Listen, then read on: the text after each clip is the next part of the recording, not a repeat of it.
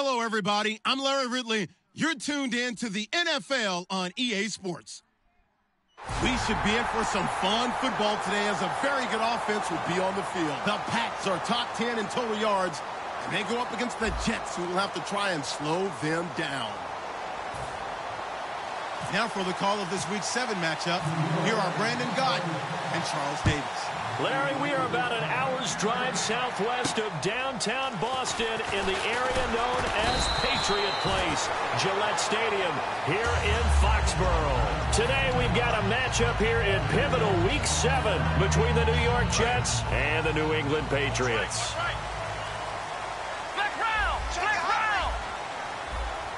They come out here in the eye.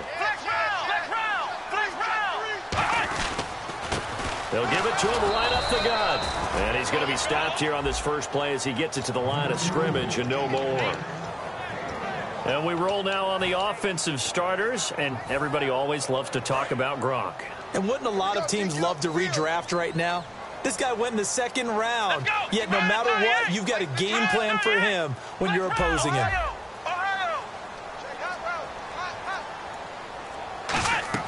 Second down, Brissett. Throwing over the middle, but it's incomplete. Malcolm Mitchell out of the University of Georgia was the intended receiver. And it's third down. And the defense for New York. Calvin Pryor's exactly what you're looking for in a safety who polices the middle of the field.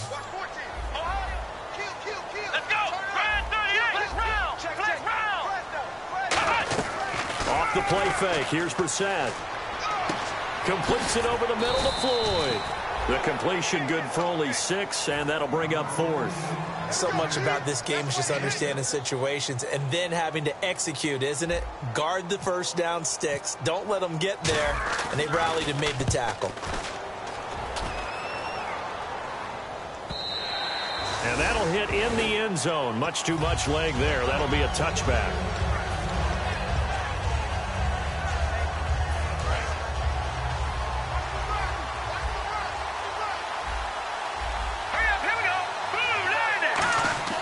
First down, Hackenberg. And Austin Seferian-Jenkins has it. And they're able to get this one across the 35. We heard them talk before the game about utilizing the intermediate passing game this week. It works for them there. They move the chains. And we saw them work on it in practice as well. And most teams take a period at a time to work on different things. They put a couple of periods of work into the intermediate passing game, and now we know exactly why. They got the look that they were seeking, and they were able to take advantage of it. They pick up 12 on the play there, and they move the chains. So many times you hear today's NFL described as a space game. Get your best players into space with the football in their hands. That's why sometimes you just swing it out to your runner, get him out in the flat, and let him have a chance to make people miss an open field. That's going to go as a loss of a yard, and it'll be second down. Well, in that play, the expression, don't blink, you might miss something, certainly applied. That was fast. Defense diagnosed the play, and it was over in a heartbeat. Second down, Hackenberg. That one complete to Anderson. And he's brought down. 15 yards through the air and a first down. So here we go, 1st and 10 now.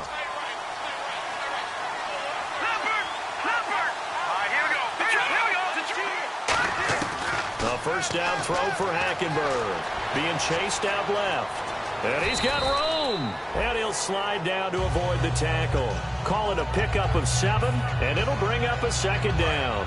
Partner, he was going through his progressions. Not there, not there. After about the 3rd one, he decided he better pull it down and run for it.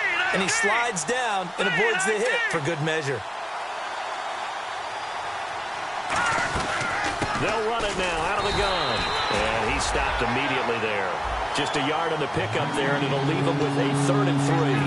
And a lot of the weight of this offense falls on the shoulders of the running back. That's because the offense knows if they give him any openings, any opportunities, he can turn it into a big play at any time. And he finds Seferian-Jenkins. 7 yards there, good enough to move the sticks. He went full scale, loose, flexible, finding a way to catch the ball in some traffic for a key first down. Yeah, really a nice job of adjusting to the ball in the air. Not the most accurate of throws, but able to adjust and make the grab. They'll run it now out of the gun. And able to push his way forward here for a good little gain. He'll get a nice chunk there on the first down run, and it's 2nd and 4. This drive is turning into an extended one, and the guy carrying the ball, he's becoming more like a body blows guy. Every carry is putting some damage on the defense. So after a while, I'm not too sure how many guys are going to want to run up and tackle him. And he'll go down here at the 12-yard line. It's a gain of 4 there, and it gives him a new set of downs. So many teams want to throw the ball in this situation nowadays, but I love watching a team that has enough confidence to go ahead and run the football. In that situation, that's almost a tendency breaker. Less than a minute to go here in a scoreless first quarter to this point.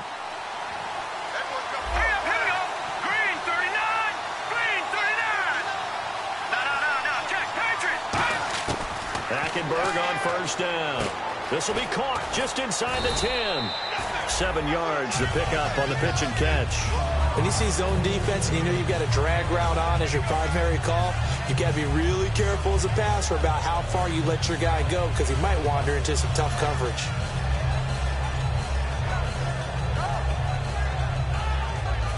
Long drive. The defense just cannot seem to catch a break and get off the field.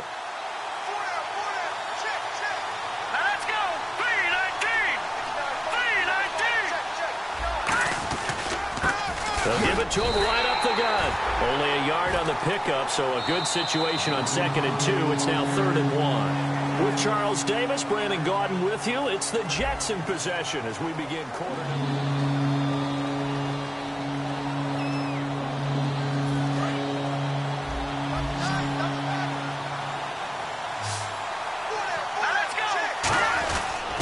Their fullback try and push the pile. And he is in. Touchdown, New York. It's the fullback. His first touchdown on the year. And the Jets are able to strike for 6. He's got it, and the Jets lead 7-0. Now it's Ryan Succop on after the touchdown to kick it away. And this will be a touchback as that sails over the end line. Now the Patriots offense, they work their way back out onto the field. And on the first drive, 3 and out. And I know that these are professional athletes, but I would imagine sometimes you get the nerves at the beginning of the game still, don't you? Those don't ever go away. And typically what I've heard from guys and what I remember from playing, if you don't have nerves at the start of a game, it's not going to be a great day for you. You're not really ready to play.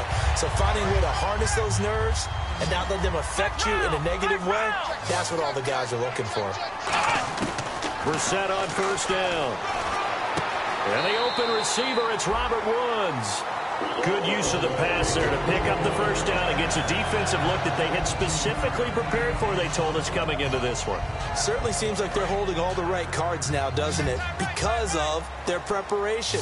Went back, watched the tape, studied the tendencies, and they feel like they had them down cold, and they were able to use the pass against them. Brissett to throw on first. Eluding the pressure right. And that is incomplete. I know we're doing this game live, but let's step into the film room for just a second, because when they review this play, oh, the negatives are going to be incredible on this one. Rolling out to his right. Yeah, he's right-handed, so that's a natural spot for him. But he throws back across his body back into traffic. Big no-no. Oh, that's a monster no-no. The only good thing that happened, it fell incomplete. Very fortunate.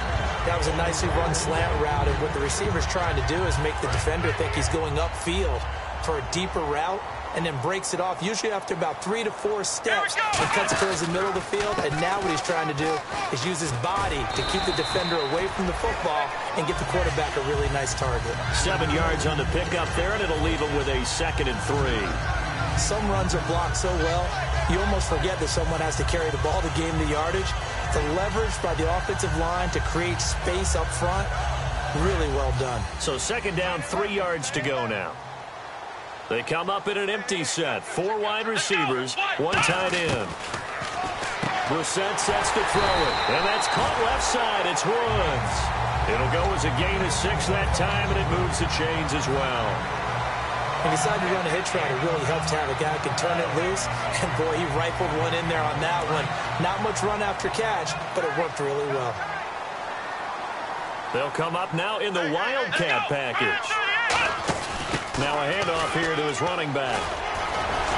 And able to break one tackle, but then quickly brought down. But a nice little gain. Give him 10 yards on the pickup, and that'll make it 2nd and a foot or so.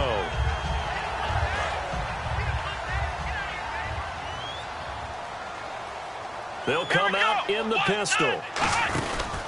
And on the ground they go with the running back. And he goes backwards here, losing yardage back to the 16. It's a loss of 4.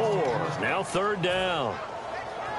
This will be the 8th play of the drive here. 3rd and 4. Here we go. Ryan 38. Brissett from the gun on 3rd. Completes it over the middle to Floyd.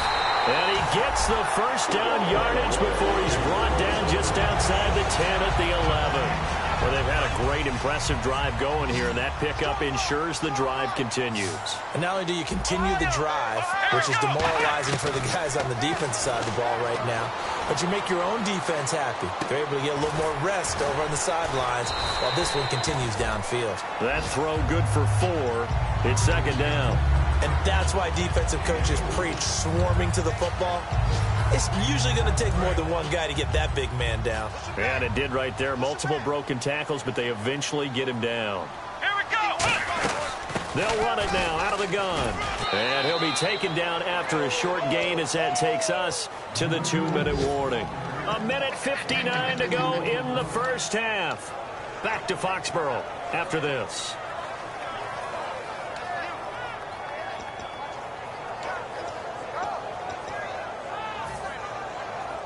And the seemingly endless drive continues. The Jets will bring in a nickel set as they try to stop this 3rd down.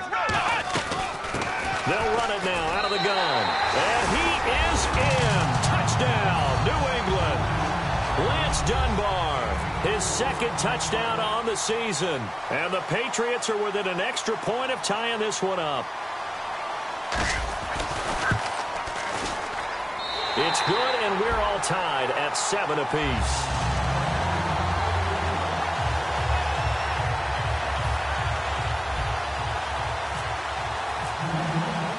So we're right back where we started, all even as the kick's away.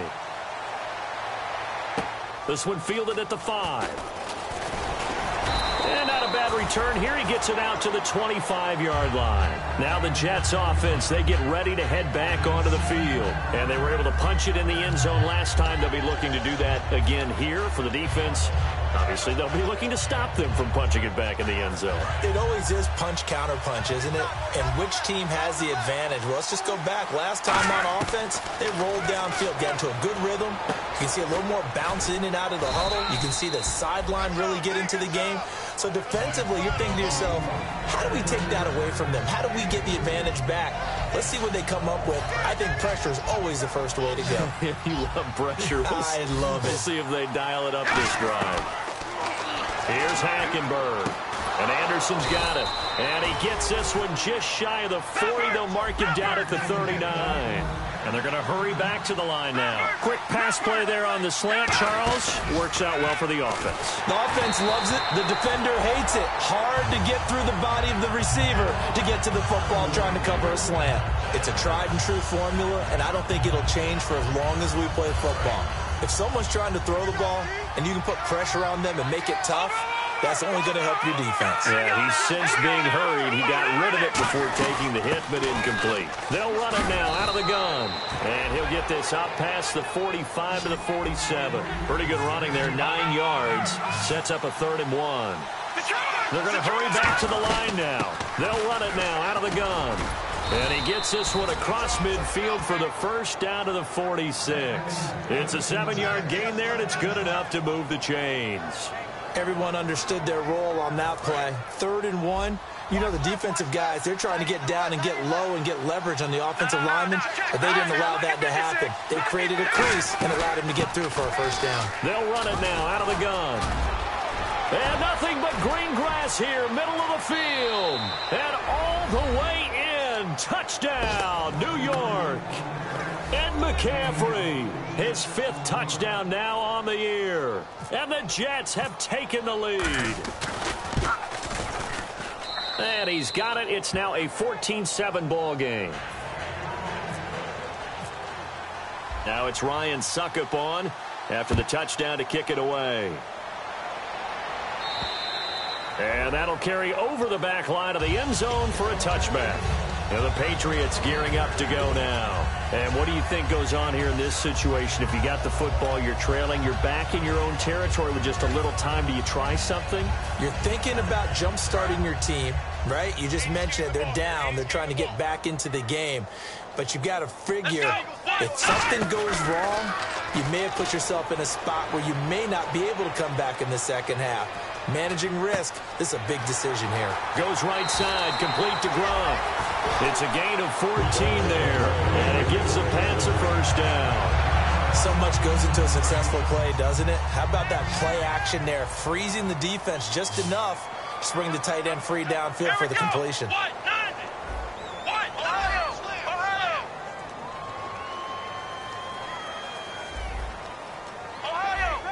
And he goes in motion here in the backfield.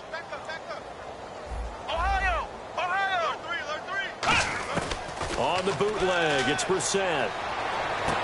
They got a man over the middle. It's Woods. Now hold everything here. We're going to get a timeout by the offense. It's just their first, so they'll have 2 remaining here before we get to halftime.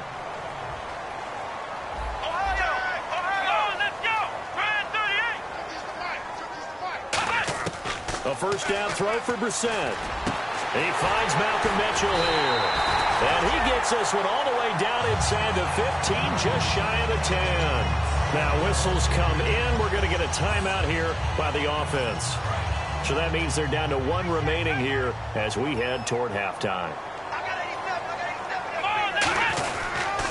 Now they'll run it on the toss. And he is met at the line of scrimmage, and he goes down right there. Now hold everything here. We're going to get a timeout by the offense. And with halftime on the horizon, they'll be out of timeouts from here forward.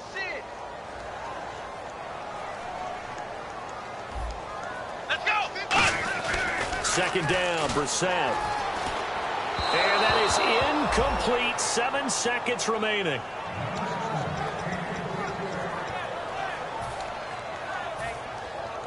So on third down, the field goal unit will come out as they'll try to get 3 before half. And Bullock will put this one through, and they'll cut the lead back down to 4 now at 14-10. So a field goal here, they're still down, but they put a dent into that lead before the break. And that's got to feel good because now they've seen that they can put some more points on the board, and that gives them a whole second half to get back to where they want to be, and that's in the lead. And he'll get it up past the 20 to the 22-yard line.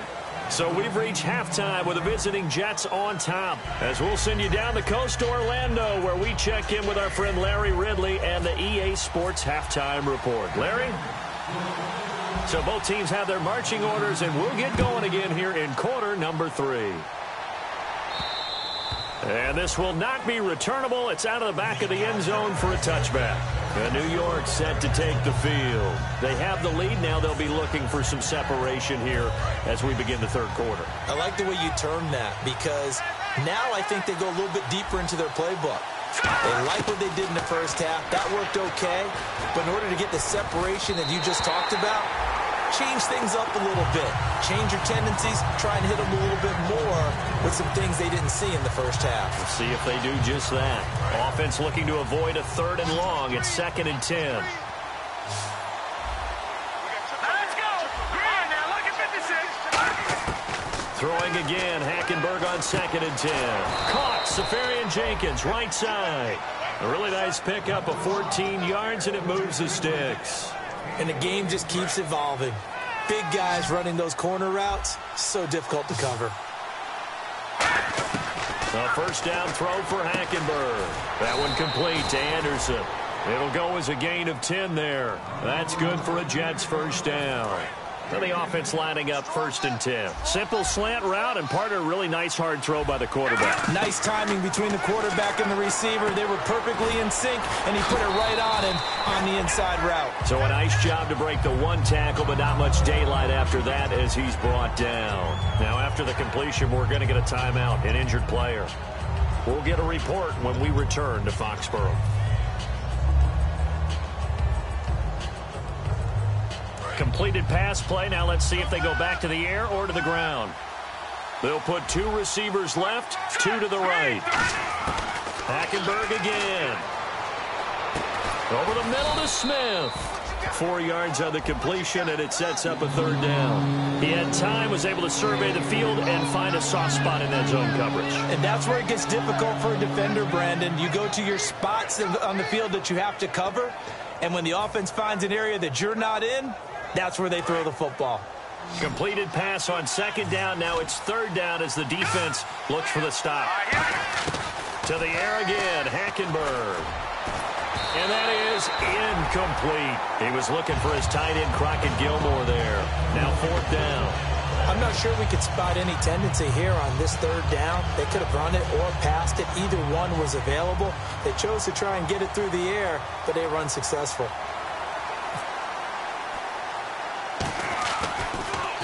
And now a low liner. I think he mishit it. Not good at all. Punt of just 24 yards there. And the offense will take over with a new set of downs. So here are the Patriots now. They get ready for their first possession of half number 2. They were able to get the stop defensively. Now a chance really to set the tone here in quarter 3. They can really take charge, can't they? And this is probably how it was drawn up at the half. I think we can go inside the locker room, all right? And I think we would see up on the grease boards, stop them defensively, get the ball back for the offense, and let's go downfield and score. Seems simple, right? The last part, we have to find out that's going to happen. But the first part worked to perfection. Did exactly what they wanted, and now their offense has to pay it off. See if they can get the latter 50%.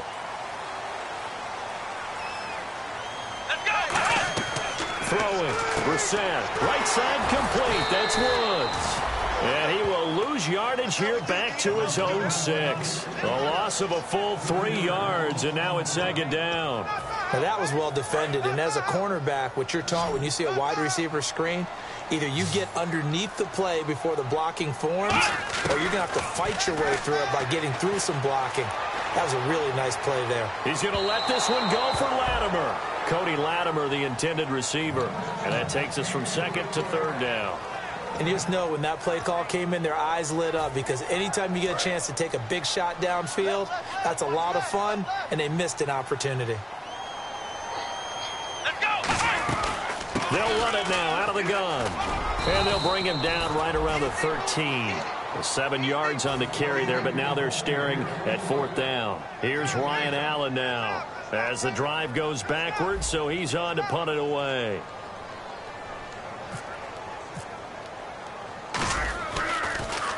He gets this one away, and boy, it's another boomer. And New York set to take the field. And a tight game after punting last time. See if they can get something going on this drive. As they head to the field now, with the game this close, you got to feel there's a sense of urgency for them going on offense right now. But they have to do it without letting panic creep in and affect their play. 7 yards on the play, and that'll make it a 2nd down. So many times you hear today's NFL described as a space game. Get your best players into space with the football in their hands. That's why sometimes you just swing it out to your runner, get him out in the flat, and let him have a chance to make people miss an open field. It goes as a gain of 8, and it moves the chains. That's a good, nice, crisp run for a 1st down. I wonder if the defense might have been loosened up a little bit, maybe anticipating a pass instead of the run that they got. 1st down and 10 now for the offensive group. Shift together here from the D-line. Hackenberg now to throw on first. And he fires one that's intercepted. Oh, he's got some breathing room. Devin McCourty picks it off. And he takes this one back into the end zone. And the Patriot defense has a touchdown. Did I just see what I thought I saw? Did I just see what I thought? That had to be. Come on, say it for me. Say it for me. Who picked up that pass? The free safety. Oh, you got to have those great skills back there. Eyes, anticipation, great hands. And, of course, how about the fluid moves afterwards to take it all the way to the house? Sounds like you're watching your old game film up here in your head. Yeah, that's the dream I had of being that player. I just never was. And they will not get a chance to return this one as it's through the end zone for a touchback. Now the Jet offense about to take over as they head out onto the field.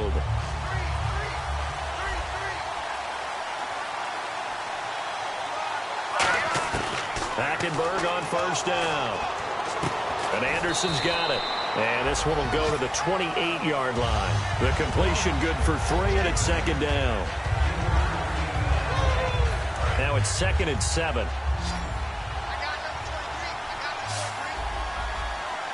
Here we go now.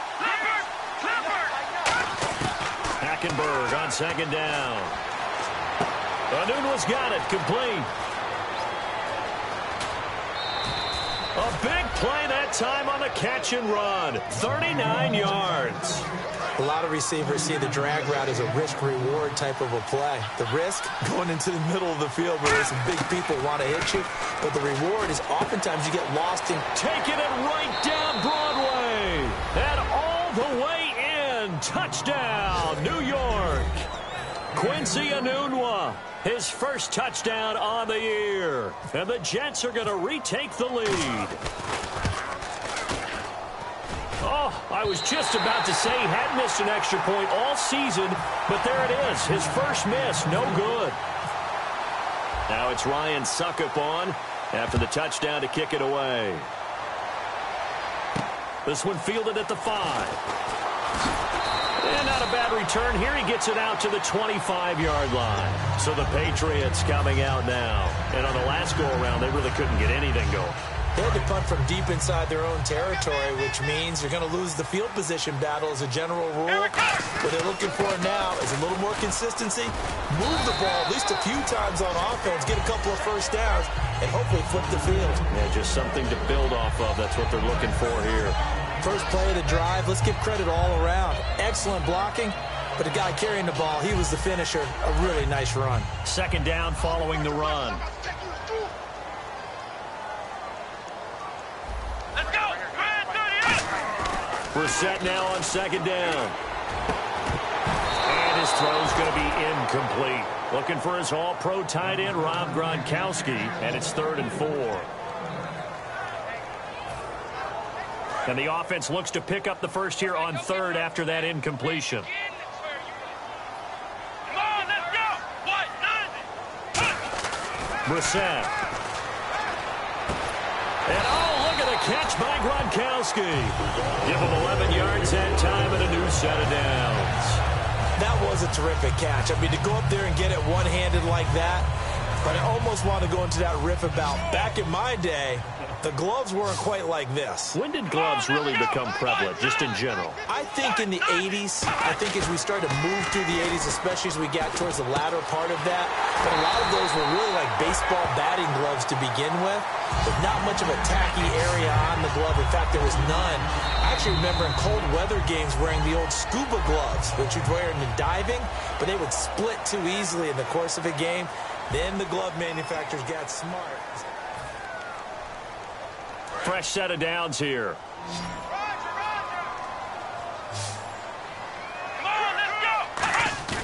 They go play action here on first down. And no escaping this time as he'll go down. They got him for a sack. They'll wind up losing 8 on the sack there, and it's second down.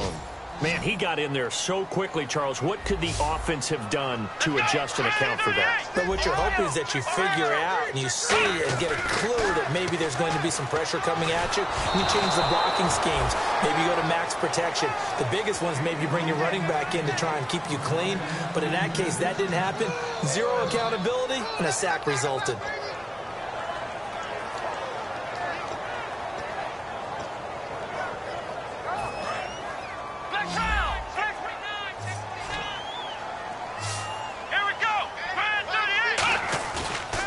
action now. Brissett is going to find his running back. It's complete. Give him 9 on the play, and that's going to make it 4th down.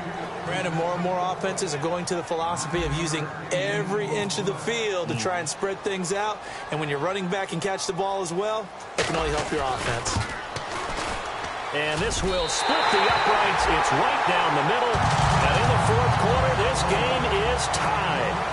Well, you talk about clutch right down the pipe, and this game's all even here in the 4th. And he didn't leave much doubt there, did he? Good snap, good hold, and that one was dead center. So out now come the Jets, and they will simply, Charles, be looking to duplicate what they did last drive when they were able to push it in for 6. And they hope it'll be that easy, right? To be able to take exactly what happened before, replicate it. They may have to make a few additional changes along the way because I'm sure the defense will make some adjustments, but they've got to have great confidence having scored the last time out. They'll try and set up the screen. It's complete. And some room to work. And he's finally taken down, but not before getting across midfield and across the 45-yard line. What really hurts defenses on screen passes is that they eat up one of their levels right away. Because, you know, most defense, there's 3 levels: D-line, linebacker, secondary. But on a screen pass, you're inviting the defensive line to get past them, and then you throw the ball over their heads. And now there's just 2 levels left to try and stop big guys out in front of a guy running with the football. Left side complete. Safarian Jenkins. That throw good for 4. It's 2nd down. Well, the strategy was evident there. Get it to your tight end and make it a one-on-one play with a cornerback. Who's usually going to win that one? The tight end, but not there. Not in this situation. How about the corner defeating that logic and making a really nice tackle? Now Hackenberg, flushed out right, and he slides to avoid the hit. 12 yards there as they move the chains. Partner, as a quarterback, sometimes you just got to know when the clock has gone off in your head, it's time to go. Tuck it and get all you can.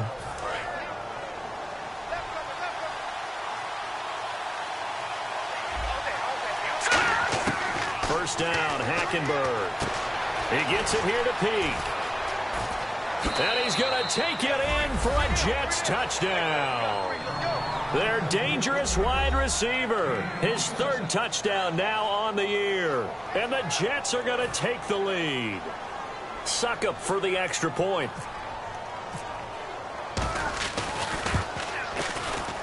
And they will take a 7-point lead now.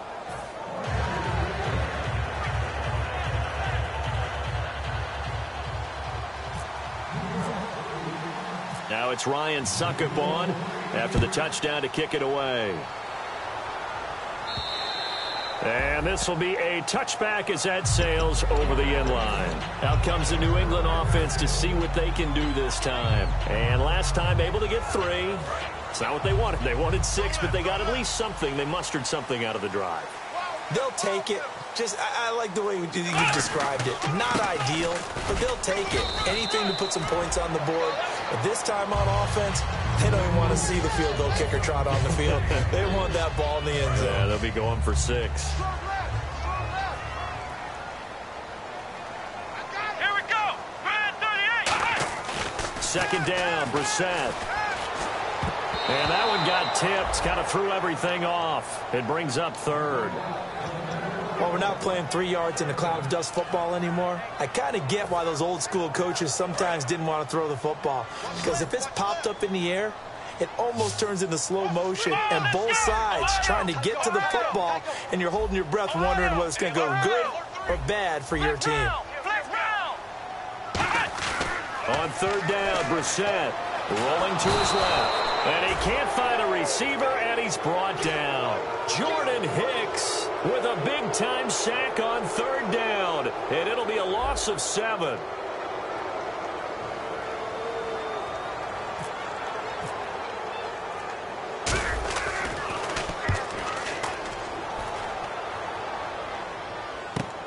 That's pulled in at the 32. A good return there, 17 yards. And the Jets take possession. Here's the Jet offense now. They head out to take over. And that recipe on their last drive that resulted in a touchdown looked pretty good. So they'll be hoping to do that once more. And it takes me back to when we sat with the offensive coordinator and the head coach. They felt pretty good about their game plan and thought there were some holes in the defense, and they exploited them the last time out. Let's see if they can come back and put together a similar drive. And we'll see if they can do just that. It's a 6-yard pickup, and it gets them to 2nd and 4.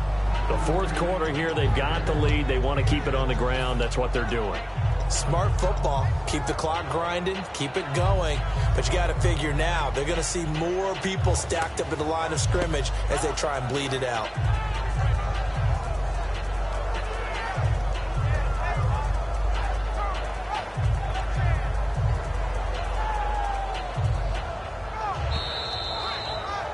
Time for a break.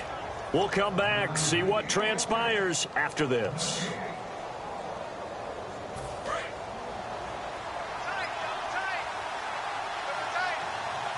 They come out here in the eye. And they'll go ground game here with the tailback.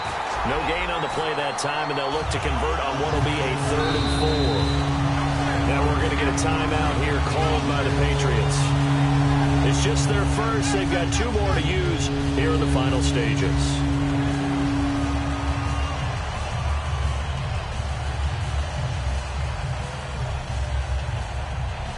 So the offense needing 4 yards. It's 3rd down. Here we go. 3-19. Hackenberg to throw. And he finds Safarian Jenkins. A big play there on the catch and run. And the Jets are going to get a new set of downs. And Brandon, from our time in college football, where receivers weren't running the traditional NFL route tree, one thing they did learn, find open areas, find soft spots, and set up and catch the ball. And I think we just saw that there. Yeah, we saw that indeed, picking up the first. And he'll get this down only to the 18. 2 yards on the carry there. It'll be 2nd down. That's a good play by the guys on the defensive side of the ball. Held them to a gain of 2. And that changes the playbook a little bit now for the guy calling plays. 2nd and 8. Now he's got to probably think about going to the air instead of maybe staying with the ground game. And they'll go with the ground attack here.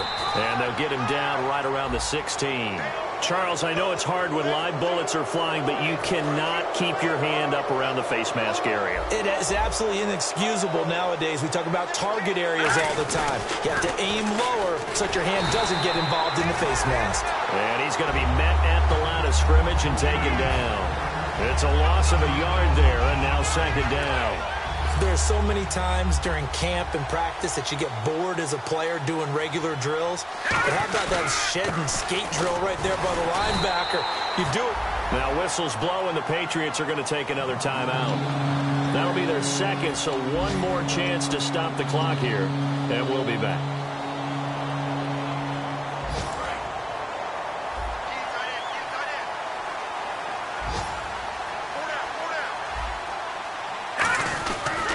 And he'll give it here to his running back.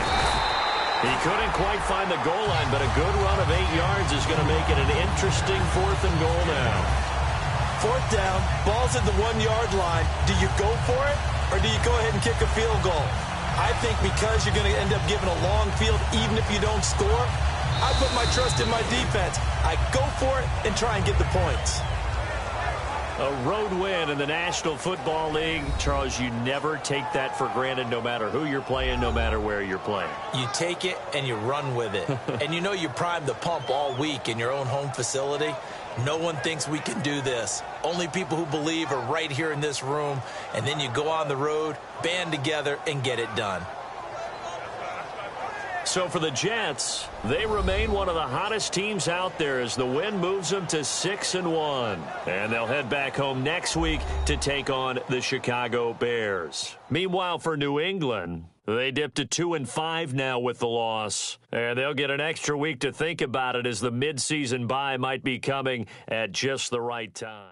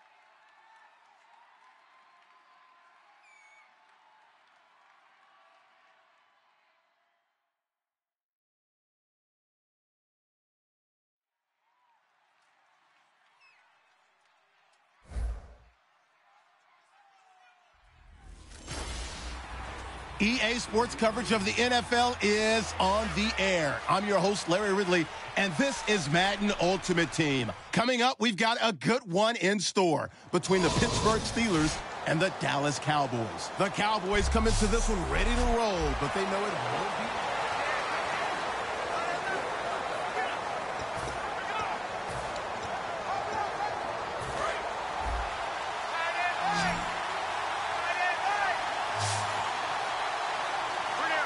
They come out here in the eye. Now a play fake here on first down. Going up top. And that's caught inside the 30. Touchdown, Cowboys. Torrey Smith, 78 yards. And the Cowboys have cut it to within a score. And correct me if I'm wrong, that was just a simple fly route, wasn't it? No, there's nothing to correct at all. You've got it down pat. And I just remember as a player, when I'd be in practice sessions and I'd hear 9 from the receivers, that meant fly route, go, look out. That was the 9, and he just kept going all the way into the end zone for the touchdown. That'll be taken in the end zone. And he won't return this one. He'll go down to a knee, and they'll start at the 25. Time for the Steelers offense now to get set for their first possession of half number 2. And they're coming off a 3-and-out, my friend. I think they've got to look at that play sheet and go to a spot that they haven't gone before. Time to shake things up a little bit to try and get this offense moving. Okay, so how do you do that? How do you shake things up? You look at what you called before, realize it hasn't worked Go to so something well, else. and maybe try and find one of those special plays from one of your better players, and maybe try and hit something big and get things going in the excitement area. And a good quarterback facing zone coverage. If he has just a little bit of time to survey the scene, that's what's going to happen. No doubt about it. If there's no pressure, he's going to continue to pick them apart because he'll have all that time to find someone open downfield. You can only cover for so long. So maybe they want to go to a zone blitz scheme, get a little bit more pressure. Remember when Carolina did that against Denver? They lost the game ultimately. They dropped the defensive end out, and he ended up with an interception in that game in Super Bowl 50. Maybe some sort of scheme like that to try and get more pressure at the passer. Well, clearly one of his advantages as a passer is his height, sit back in the pocket, fired over the middle. That makes things tougher defensively, doesn't it? It really does, because your goal is to move the quarterback off his initial spot when he gets his drop back completed. But when you have that type of height, he can stay in there if he's willing to take the hits and just fire. Nowhere to escape, and he goes down. Quan Alexander in there to drop him for a loss of 10, and it'll be 4th and long. Now, we talk about players blitzing all the time. I often laugh and sometimes call it just straight-ahead pursuit.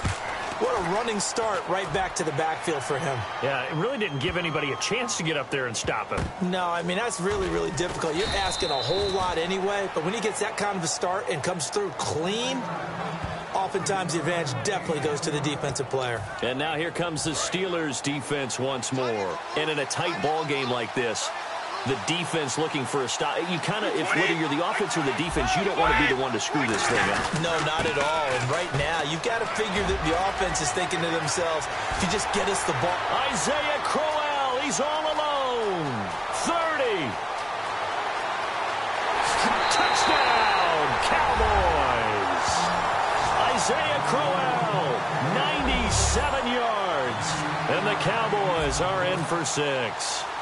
And that run massively increased his production in this game, and now he's over 100 yards. And break out your calculator, partner, because his yards per carry went up significantly, right? Big-time jaunt all the way to the end zone. Set now to kick this one away, and off it goes. That'll be taken in the end zone. And he'll wind up about 4 yards shy of where he would have been if he had taken a knee, as they'll start at the 21-yard line. The Steelers offense now, they get ready to head back on the field. And last time out, they had to punt the football away. Anything positive possibly to take from that? There always is when you're punting the football away. It doesn't sound like it because you're giving it up, but you've avoided a mistake. At least you didn't turn it over. You didn't turn it over. Right? You're giving your defense a chance because you're punting the ball away, and they're set to go on the field as opposed to sudden change after a turnover. Wow, now we got to go out there and stop people. So, yeah, there's always something positive to be gained from it. I hope I don't sound too rah-rah on that one, but That's the exact right throw.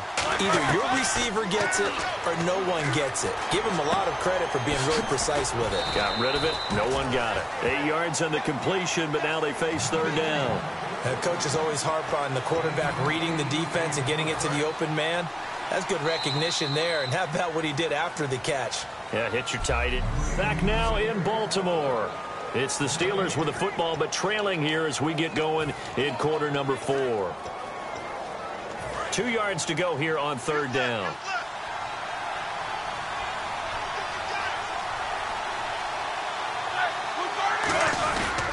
They'll try and run for it with Bell. And he'll lose yardage here. Going down back at the 28. Losing 2 yards that time, and now it's fourth down. Here's Sam Cook now as he's on to punt for Pittsburgh. The defense won that play so fast that I think if the running back even had time to notice if anyone was there, it was just a blink of an eye, and there was a loss on the play.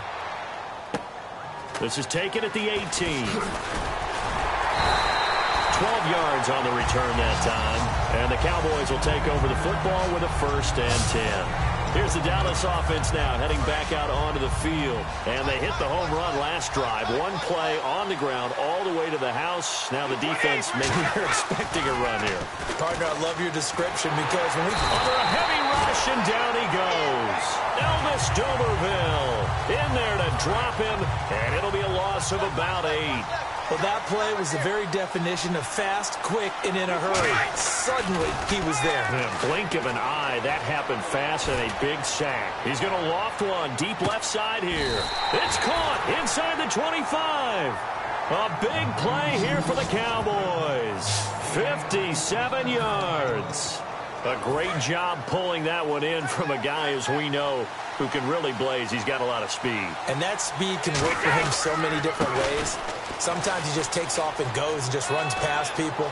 Sometimes he gets... And he is into the end zone for a Cowboy touchdown. Isaiah Crowell, his 2nd touchdown of the night. And the Cowboys will extend their lead.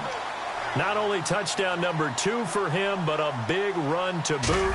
However, still trailing. Still trailing, but not because of his efforts. Boy, he's playing really well, and I love his long speed there, right? Able to get out there and burst all the way to the end zone, and smart enough to keep the ball in his hands and get into the end zone for the touchdown. In 2016, on all levels of football, we're seeing guys drop it before the goal line. What's the rule, Brandon? Run into the goal post. That's right. Before you drop the ball. That. There you go.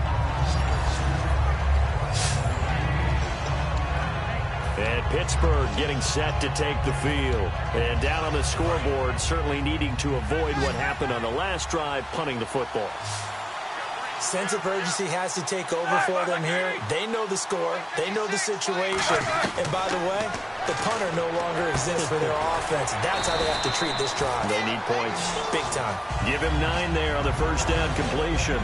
A good start there on this 4th quarter drive. They need more of what we just saw. Down a couple of scores. There's still time. All right, it's not like they're totally out of it, but they have to score quickly, and they're going to need some big-time plays, chunk plays, explosive plays. They need yardage on each snap. Antonio Brown, the intended receiver, and it's 3rd and short.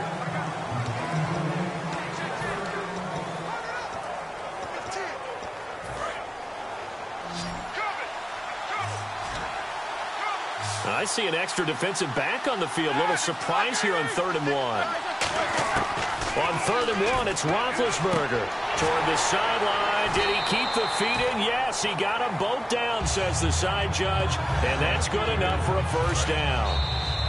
Time for a break. We're back to finish this one off after this.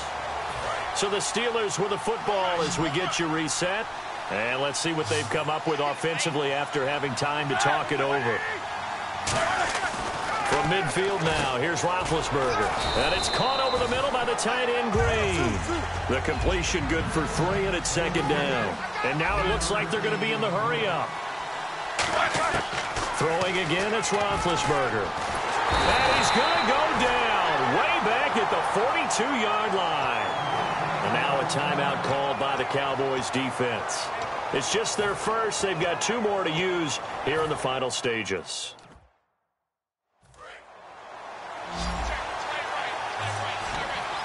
They come out 5 wide, 3 of them to the right side. Now Ben on 3rd and long. And this is intercepted, and that should do it. Picked off by the former first-round pick, DJ Hayden. And it's a terrific return here as he's going to have them set up with a 1st and goal right at about the 6-yard line. Obviously disappointing, but you had to go for broke here, down 2 scores. So that forced you to make some throws you definitely wouldn't want to make. And I think this interception is going to pretty much write an end to this one. They'll try and run for it with Crowell. And he'll take it into the end zone for a Cowboy touchdown. Isaiah Crowell, a 6-yard touchdown run. And the Cowboys use the short field to their advantage as they cash in for 6. He keeps carrying the ball into the end zone, and in this one, he's sort of carrying the team on his back. He's the reason that they lead right now, no question about it. And you talk about on his back, he's not minding the extra weight at all, is he? Carrying that just as lightly as he does the football. Yeah, what a great performance so far. Those 3 touchdowns has got him in the lead. And he will be marked down right there at the 20-yard line.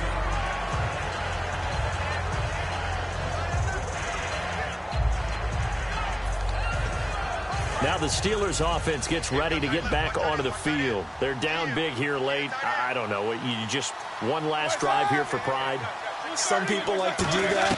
I remember playing for a guy once. We were down huge, and someone said, "Coach, what do you want to call?" He just waved a hand like, "Who cares? Let's get out of here and do something some other time." But some teams like to do something at the end to feel a little bit better as they continue to move forward. Yeah, I probably just want to put this one behind them. Now he rifles one that's intercepted. It's the Honey Badger, Tyrann Mathieu, and they are going to set up shop at the 40-yard line. And now Dallas gets set to take the field. They come into enemy territory, and I don't care what the matchup is in the National Football League. You're up like this late in the game on the road. This feels pretty good. Oh, it feels fantastic. And that is caught. Touchdown, Cowboys. Torrey Smith with his 2nd touchdown of the night. And the Cowboys turn that interception into a touchdown. And to me, that touchdown allows you to start grinning widely on your sideline. I think they pretty much locked this one away. Yeah, that's the clincher, the proverbial icing on the cake, if you will. The kick team out there for the Cowboys as they run up to send this one away. This is fielded at the goal line. And he'll take it past the 25 and up to the 28-yard line.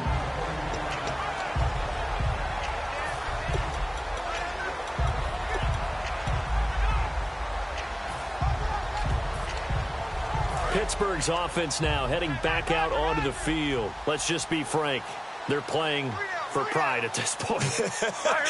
That's all that's left, because victory, not a chance now. And I can't wait to see how they actually go about doing it, because there are a lot of people watching the body language of the guys on the field now, and if they call plays they want executed, they need to do that and do it really well. Otherwise, there could be repercussions. We'll see how they handle the waning moments of this one. 2nd and 10. It's Roethlisberger once more. His throw incomplete.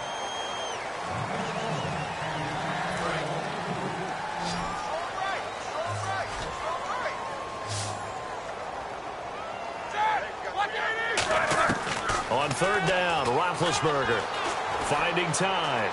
Now a desperation throw deep downfield.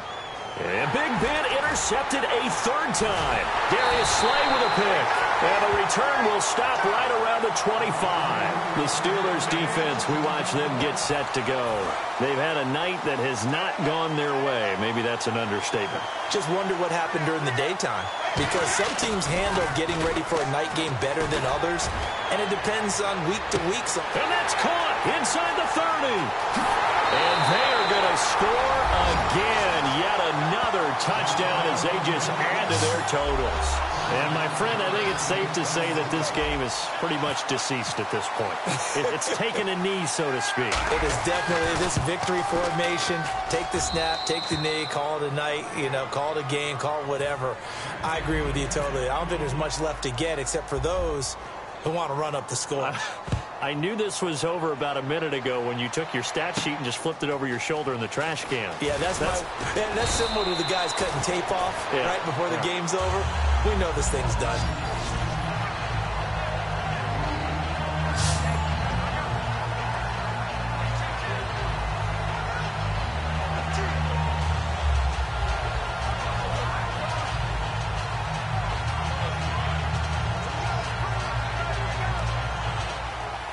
And Pittsburgh getting set to take the field. They are just obviously getting shellacked here in this one, Charles. What's the message if you're a coach for this final drive in a lopsided game like this?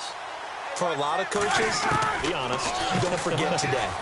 Don't forget. And for the fourth time tonight, it's an interception. A great read, and it's picked off. And he'll return it to the 24-yard line. Well, this defensive pressure has been constant all game long. The pass rush, the coverage, they've all been excellent, and now they'll tack on an interception here as this one continues to slip just further and further out of hand. And a great spot to start this drive from here. They'll come out in the pistol. Brady going to look to throw.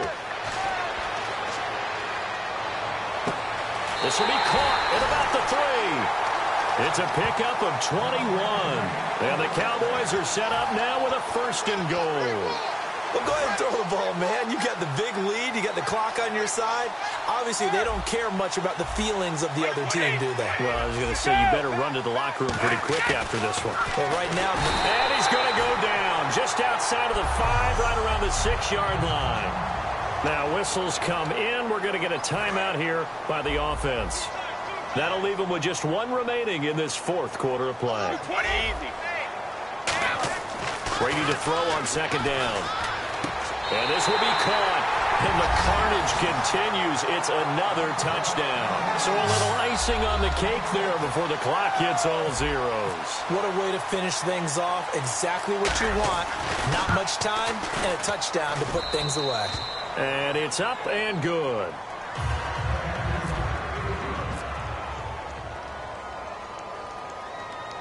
The kickoff team on the field now as they will send this one away. Fielded about a yard deep. They'll bring it back to just about the 25. Call it the 24-yard line. Well, in this one, partner, we had some action all the way down to the final whistle there with the late points and then the kickoff to end it. Yeah, and the best part about it is just seeing how teams battled all the way to the end, you know. Didn't really matter. Scoreboard was pretty well set, but they still competed until the final whistle.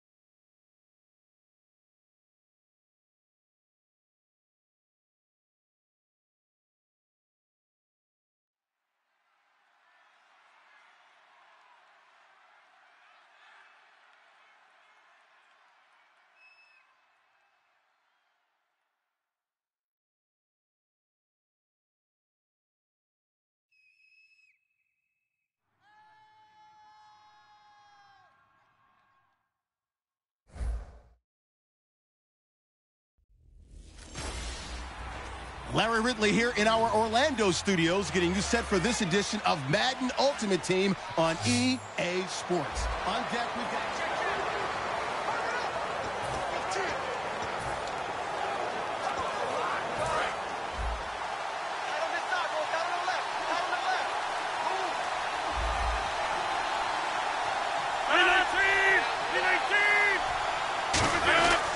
Going to give this time to the tailback. And the big boys up front, they're going to stop him right at the line. No gain on the play there, so they're left with a 3rd down and 6. They'll need to get this to the 38. That's where the first down marker is here on 3rd. Throwing is Rodgers on 3rd down. Now they set up the screen. That's complete. And they get 10 yards there and convert on 3rd. Let's give a little credit there. The offensive play caller sensed that the screen pass was available. Whenever you're getting a lot of heavy pressure towards your quarterback, that's when you're thinking about running the screen and using that pressure against the defense. And it worked very well there for a first down. Throwing on first down is Rodgers. He's got time. And he just gets rid of it. Throws it away. A wise move there. Looked like nobody open. Now 2nd down. And nobody was open downfield there. Looked like a pretty clear throwaway. Yeah, definitely was that. I'm wondering why there wasn't intentional grounding. I know they're saying there's a receiver there in the area. Those darn quarterbacks, they get away with everything. Spoken like a true defensive back, Mr. Davis. Did that come out? It did. Okay. To throw, it's Rodgers. Oh, it's a screen pass. That's complete. Only a yard there. Sniffed out well defensively, and it brings up 3rd. So many things have to come together just right for a screen pass to break for big yardage. The blocking, the timing of the pass to the runner, everything has to fit together just right. But on that play, the defense was able to disrupt things and hold it to a short game.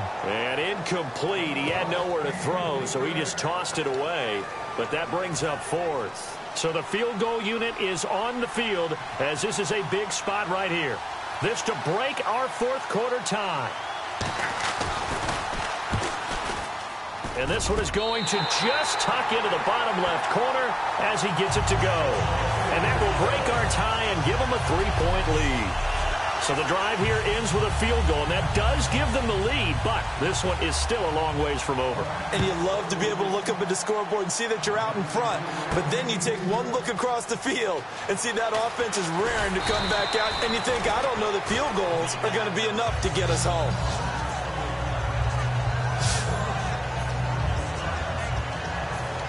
And leading here late, so a chance for the defense to really close out this game if they can halt the offense. Now a play fake here on first down. He's got time in the pocket. Trying to lay one up deep. And that's caught inside the 30.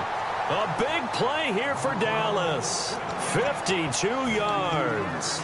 And at this stage, down in the second half, looks like they just wanted to find a way to get it in the hands of their playmaker, and they did. I think you're exactly right. I don't think the coordinator's looking at his play sheet and trying to figure out which play will work well. He's trying to figure out how to get the ball to the playmaker that you just described. Looking down at that sheet, you find people plays, not necessarily. And, a crusher there as it's intercepted. Darius Slay with a pick. And that one...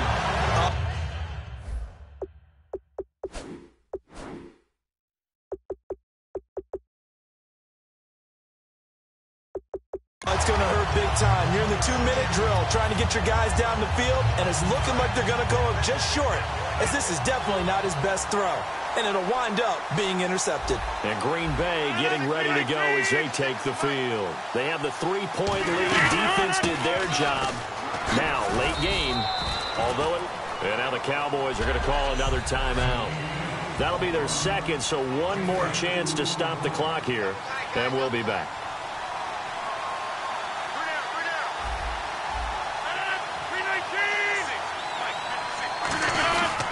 Now a handoff here to his running back. Now the ball comes loose. And the offense will get this one back. Boy, that could have been catastrophic at this late stage of the game, but they avoid disaster.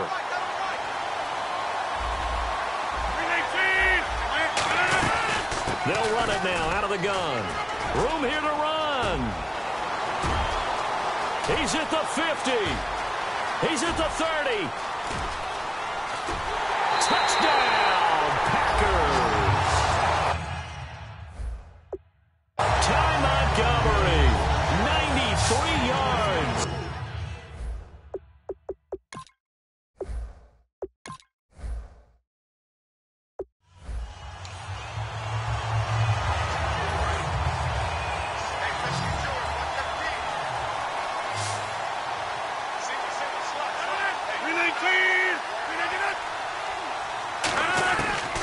Second down, here's Rodgers.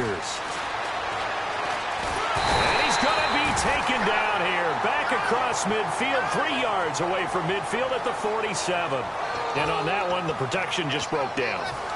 You've got to have that leverage, don't you? We always talk about low man wins in the running game for an offensive lineman versus a defensive lineman. It's essentially the same thing in pass protection. Get lower than that defensive lineman so that you can keep your balance and keep him away from... Under pressure, they got him again. Quan Alexander in there again to drop him for the second straight play, and it'll be 4th down. Here's Sam Martin now as he'll punt it away for the second time.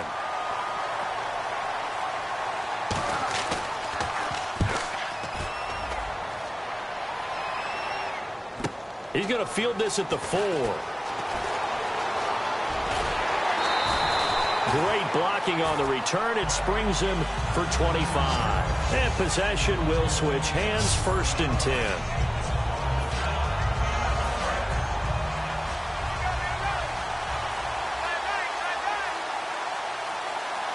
They come out here in the eye. They go play action here on 1st down. And it drops down incomplete. Thought he might have had it. Instead, 2nd down. And when all else fails as a defender, when you're not there in the coverage, your best friend is exactly what we saw there. A big play shot taken by the offense. Unfortunately, it ended in a big drop. And that's caught inside the 30. Touchdown, Cowboys. Torrey Smith, his 2nd touchdown of the afternoon. And the Cowboys have broken the tie. I know we often laugh, and sometimes we even exalt the guys who are great trash talkers and give us some really funny lines. But the bottom line is absolute production on the field. His 2nd touchdown of the game, and they lead. And now they'll be looking to their defense to preserve that lead. Well, it wasn't a one-play drive, but I think they'll take it.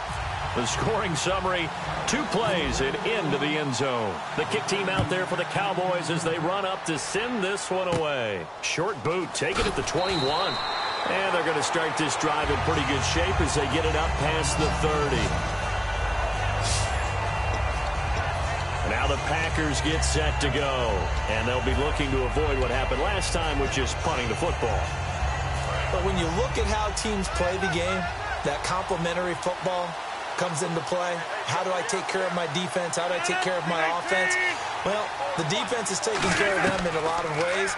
Now it's time for the offense to jump things up and help their defense out. Give them a little bit of rest. Yeah, time for them to give them a rest. Took the words right out of my mouth. A nice pickup there of 11 yards, and it'll move the sticks.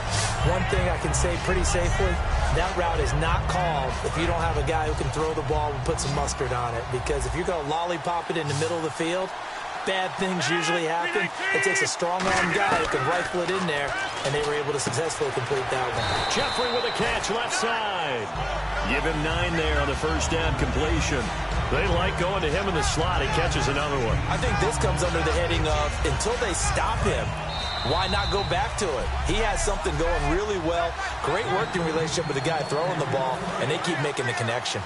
So it's Packer football here as we welcome you back. And let's see what they've come up with offensively after having time to talk it over. To throw is Rodgers. Now they go screen. It's complete. They lost 4 there, and it's 3rd down. And they're going to speed things up here. They'll look to throw. And Tate's got it. Whoosh. And he'll be taken down, but not before getting this inside the 30. A very solid gain of 27. They isolate Jeffrey to the left side. He's back to throw. He's going to hit his man out of the backfield, complete. And he'll be a couple yards shy of the red zone here at the 22-yard line. And now they're in the hurry-up. Possible run anticipation here as the D-line sandwiches together. He'll look to throw. And incomplete there. A nice hit. Jars the ball free and brings up 3rd down. Normally, he's pretty reliable. Usually catches what's thrown to him. On that play, he simply dropped it. And on 3rd down, the Cowboys bringing an extra defensive back. throw. And he couldn't hang on to it through the contact. Incomplete. Maybe just a lack of concentration there as he couldn't haul it in. And when you're going across the middle like that, he's running that drag route, you are conscious of all the bodies and the traffic in there. But let's face it, if you're going there, you might as well. Oh, no, he lost the football. The Cowboys here unable to convert on fourth down. And that's going to be just about all she wrote for this one. The Cowboys offense heading back out and ready to go again. They have the lead, obviously, late in the game. I guess the good news for them is if for some reason they would make a mistake, a field goal does the opposition no good. Everyone loves to have a little bit of a cushion, and that helps you immeasurably. But the bottom line is, do all the things that you're taught in order to close out the game. Don't even let that become an issue. Yeah, but still a one-possession game. This one not fully over yet. Here's Brady to throw. He's going to try and go deep again. And he's unable to grab it. Thought he might have had position, couldn't hold on, third down.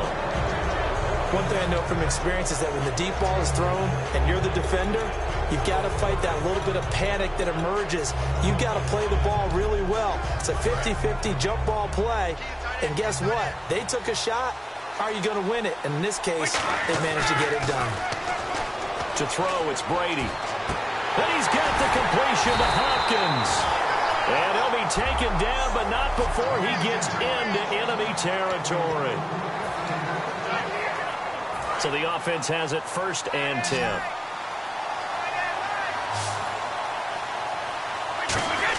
Brady going to throw here. Backing up. Looking here for Smith downfield. And look at this. They get the turnover they needed. It's intercepted. And it's Clinton Dix with a pick. And a big turnover there as his guys will get the football back. A critical error there in a tight game of the fourth. All you talk about is taking care of the football, and especially with a lead here in the fourth quarter, turning it over, now the door is open for the opposition. Just in general, when you're passing in the fourth quarter with a lead, no matter at what point, you got to be super careful. And now look at this, big gain, but a fumble. And it's picked up by the Cowboys. And they were hoping to get down there, get the score, and get this thing into overtime. How deflating. Absolutely. I mean, let's face it, heartbreaking. They had an opportunity, had a chance, and probably were feeling pretty good about what was going on, and that was taken away from them by their own mistake. Yep, the opportunity squashed. I guess they figure with a guy who is that hot downfield, who knows how to get the ball into the end zone, you throw it up and give him every opportunity, even though that one fell incomplete. Yeah, he's already been in the end zone multiple times, tried to target him again deep there, but unsuccessful. And this one is incomplete. Well, partner, there's something special about a game in the snow. Just always fun in these elements, although a little chillier up here in the open-air booth. The only thing that's not fun is that we got the mid-game notification that our flight was canceled tonight, but we'll deal with that later. It was really a fun game to watch, though. It was, and there is something special about games played in the snow because the element of surprise really kicks in. You don't know how they're going to handle the ball, if someone's going to make a dramatic play just out of nowhere, and all of a sudden it just changes the course of things. But a big shout-out to our crew to make sure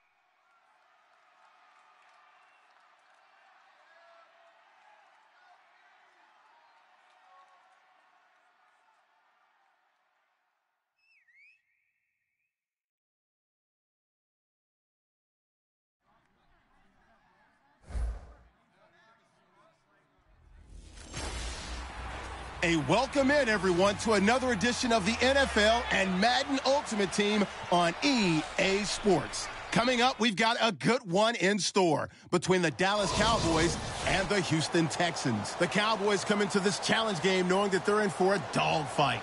And you can bet the coaching staff will be preaching all the buzzwords: intensity, effort, execution. They'll need them all and more if they want to get out of here with a W. With that, we'll send you out to Arlington, Texas. Here's Brandon Gaudin and Charles Davis. They keep it on the ground. This time it's Blau. And he's got the first down yardage before he's brought down at the 42. Looking to speed things up here, going with some tempo. Now a play fake here on first down. Looking here for Smith downfield. This is caught inside the 15. And he'll take it into the end zone for a Cowboy touchdown. Torrey Smith, 57 yards. And the Cowboys are in for 6. That was a nice little setup there off play action for the long touchdown pass. And I've got to tell you, it brings back bad memories for a guy like me as a former defensive back, because in a playbook I knew a long time ago, we described that play pattern as draw pass 9 go, meaning fly pattern after the play action pass, trying to hit him for the deep ball, and boy, were they successful on that one. So tough because his speed is so great. You've got to make sure you don't miss any cues or keys in order to try and keep up with him. Draw pass 9 go. That's still a nightmare to this day. Yeah, I still wake up in the middle of the night and feel the guy going past me. They'll start the drive with Elliott. And he'll get across the 20, but only to about the 22-yard line. And give him 4 yards there, and it'll be 2nd and 6. See if they stay on the ground for second down. Not a run that you're going to write home about, but still a good first down run. That's what an offense calls staying on schedule. 3 to 4 yards on first down, you're set up very well for the rest of the drive. Call it a gain of 5 there on the run, but they'll remain a yard or 2 short here with third down coming up. And there's a run to be happy with. Good, solid yardage. You'll take that anytime you hand the ball to a back. Looks like a nickel set here defensively on 3rd and 2. Yeah, maybe expecting a throw. They'll try and run for it with Elliott. And he's going to have the first down yardage. Back now in Arlington. It's been a very hotly contested game to this point. Just a field goal separating these two teams as we get set for the fourth quarter. They go play action here on first down, surveying the field. And the Cowboys' pressure gets there this time for the sack. Clay Matthews in there to sack him for a loss of 6. Sometimes I watch games and wonder why they use play fakes on certain passing situations, because it's not going to fool anyone. I don't know if that was the case here, but the end result was the same. No one fooled. The quarterback was hit. Brady to throw on second down. Fitzgerald bringing it in over the middle. And they'll take him down at the 31-yard line. The reception good for 7. It's third down. In so many ways, throwing the hitch route is actually one of the safer things an offense can do. Get the ball out to the receiver as fast as possible, hope he's got man-to-man coverage, and hope that his athleticism wins on the perimeter. Throwing is Brady on third down. Going right side, he has Witten. They get only 4 that time as that leads us to a fourth down. One hallmark of good defenses is understanding the game, understanding positioning, and tackling immediately in the secondary after catches. I think we just saw that on display right there. Got to him before he ever had a chance to think about turning it upfield. And this will be taken at the 13. Call that 49 yards on the punt. They do get 7 back on the return. And the offense will come back onto the field for the 1st and 10. Here's the Dallas offense now heading back out onto the field. And they were able to punch it in the end zone last time. They'll be looking to do that again here for the defense. Obviously, they'll be looking to stop them from punching it back in the end zone. It always is punch-counter-punch, isn't it? And which team has the advantage? Well, let's just go back. Last time on offense, they rolled downfield, got into a good rhythm. You can see a little more bounce in and out of the huddle. You can see the sideline really get into the game. So defensively, you're thinking to yourself, how do we take that away from them? How do we get the advantage back? Torrey Smith, watch him go. Touchdown, Cowboys. Torrey Smith, 81 yards. And the Cowboys will add on to their lead. In order to lead in a game, you're going to get plenty of contributors, but that's his second touchdown catch of this game. He's one of the key guys in this one. And you better believe he'll be looking for the hat trick here as this one continues to go. The kickoff unit is out on the field, and they will send this one away. That's fielded in the end zone. And no run back here. This will be a touchback, and it comes out to the 25-yard line.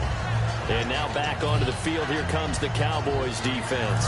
They'll be hoping to come up with that same type of effort they had last time when they forced the punt that led to a touchdown. And that type of effort just continues to carry over. Because once you get it done once, you feel like you can do it again and again. It's no guarantee, but you got to like the confidence that they take back out into the field. Now will they keep that confidence? Time to find out. Time for a break. We'll come back to wrap this one up after this. So it's Texans football as we welcome you back. And let's see what they've come up with offensively after having time to talk it over. On second down, here's Brady. Drops it underneath to Elliott. And he's able to get out to the 32, brought down there. It'll be a 2-yard gain, and they're going to face a third down. Back to throw, Brady. And he's got Fitzgerald. And he's got the first down as he's up to the 45-yard line. And quickly, they get to the line. To throw is Brady. And seeing no options, he just tosses this one away incomplete. Now that'll bring up second down. Not too many things get to a quarterback of this magnitude, but I think it's safe to say that pressure can get to any quarterback. Now, he's obviously a great franchise quarterback, but felt the pressure, threw it incomplete. Here's Brady to throw. He completes it to Boyd. 6 yards is the pickup, and that'll lead to a third down. I spy a couple of extra defensive backs on the field for Dallas. Cowboys in the dime on third. Brady to throw. Finding time. And he'll just toss it away. So he throws it away, and that brings up fourth down. All right, they're going to try and keep hope alive here on fourth down. They're going for it. Partner, how many times have you heard it? Pressure creates diamonds, right? But it also bursts pipes. And on that one, that's what they got. They got after him, and he was fortunate just to get rid of it. Yeah, he just had to chuck it away. It's a 9-yard pickup on the play, and they're able to pick up the conversion here on fourth down. And that one was relatively easy to see. I noticed that from up here. Yeah, it doesn't take a whole lot, does it? Sometimes you get multiples. What I always love on these offsides is when each side points at the other. Hey, you did it. No, you did it. They deciphered that one correctly. Obviously a tough spot here. They need a lot of luck to win this game, but still a small chance. They've got to make sure they get the ball to the sidelines, get out of bounds, preserve clock. And movement here by one of the Texans up front. In comes the flag. False start, offense. Offense walks to the line for play number 7 of the drive.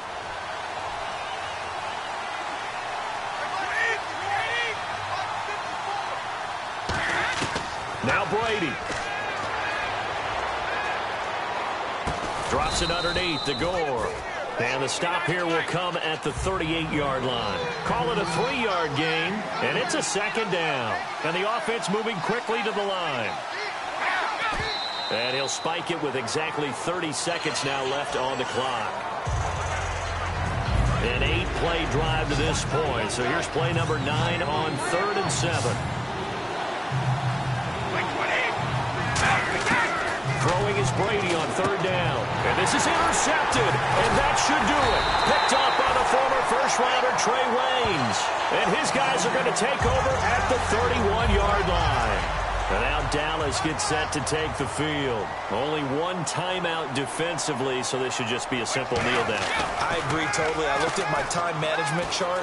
It says take a knee, victory formation. They just have one timeout left, and that should be all she wrote. By the way, it's a good thing you can read that because nobody else can. Not with my chicken scratch, not at all.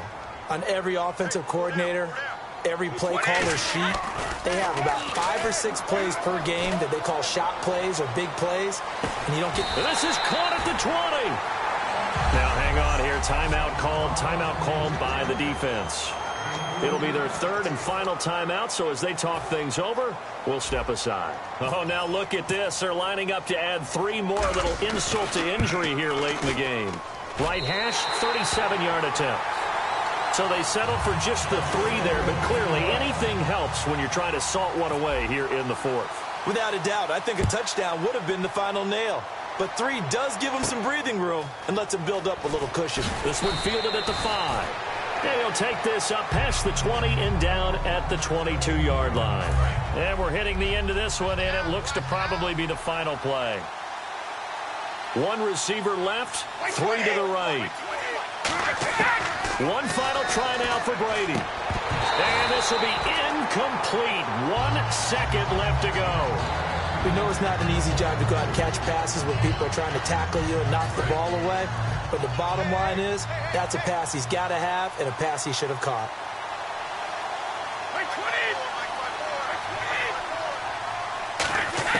One final shot. They'll look to throw. And this is dropped in incomplete. Well, there's a metaphor for how this one is gone as time has run out on this ball game. A big offensive explosion helped leading them to victory. And the defensive guys, they're just saying, hey, put those points up every week. We'll just keep winning. They will gratefully accept them, won't they? It makes their job.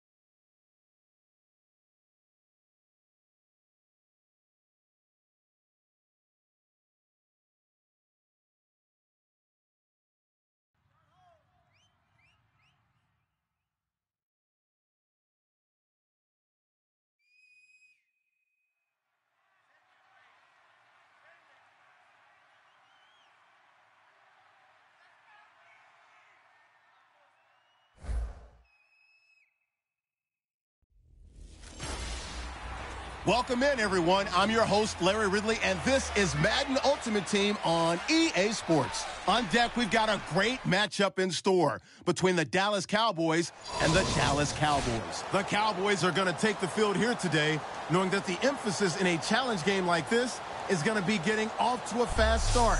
Because if you get out in front by 1 or 2,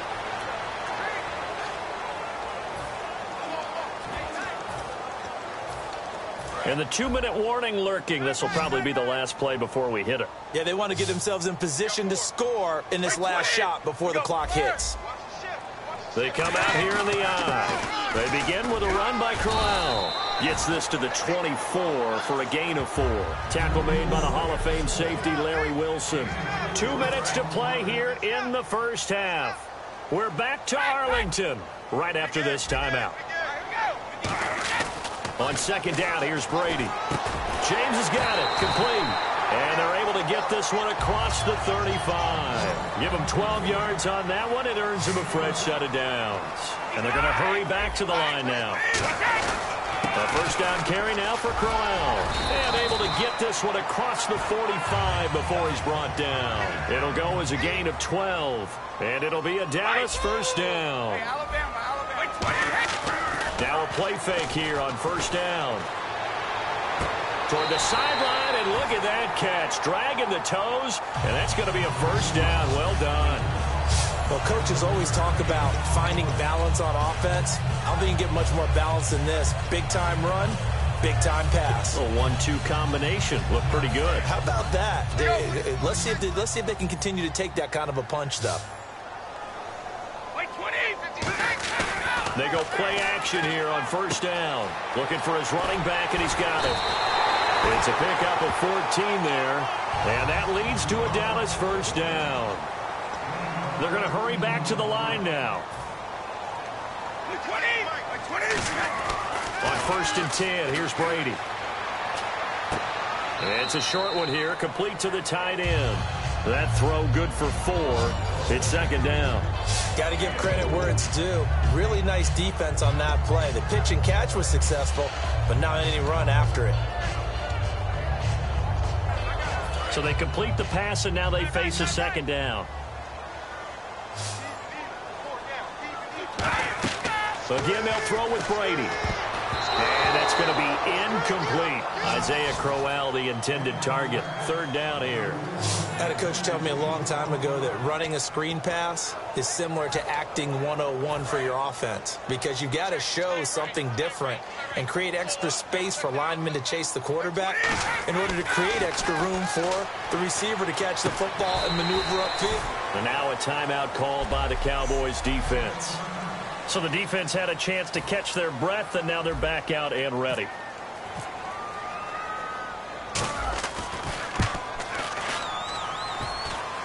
And he missed it.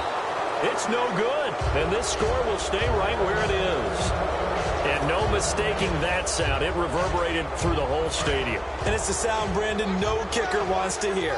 It looked like he had it on target the whole way, but the upright said, And the D-line pinching together must be expecting the run. Here's Brady to throw. This is caught by Antonio Brown. Now hold everything here. We're going to get a timeout by the offense. So that means they're down to 1 remaining here as we head toward halftime.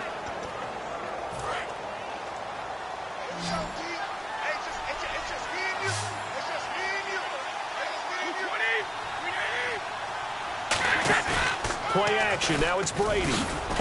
Over the middle here to Brown.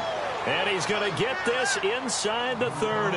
And the play goes for 19 yards. Gives him a new set of downs.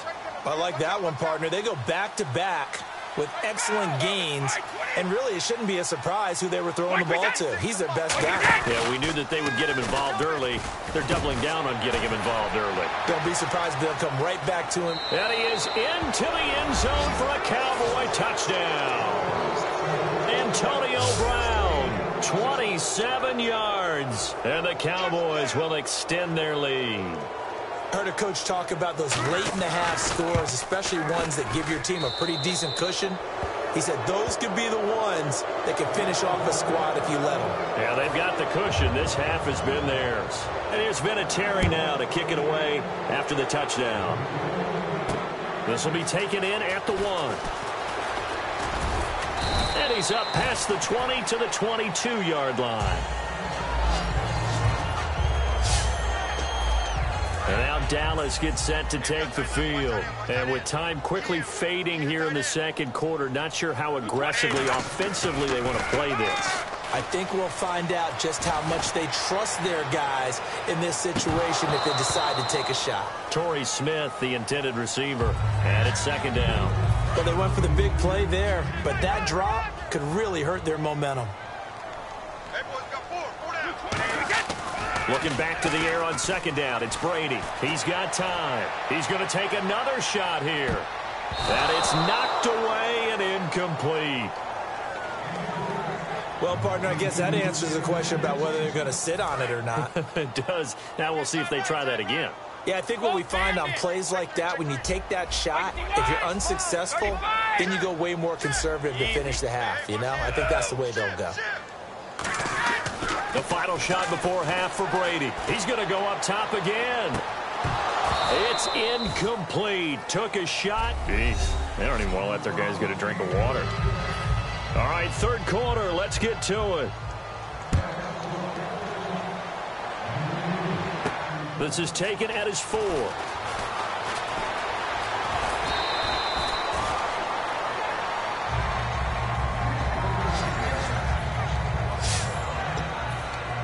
out come the Cowboys now as they'll go on offense first here in this third quarter. They have the ball here for the inaugural drive of the second half. Pretty big deficit, though. We'll see what adjustments were made in that locker room. And I never want to make something. Got a man. It's caught inside the 10. A big play here for Dallas. 57 yards. Now, he's got their only touchdown. This offense struggling. They target him again.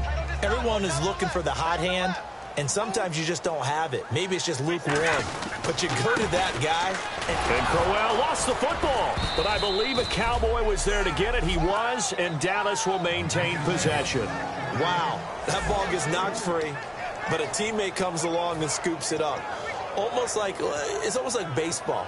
Guys at bat, people are on base in scoring position. One guy doesn't get him home. The next guy comes through and picks him up. And avoids the turnover.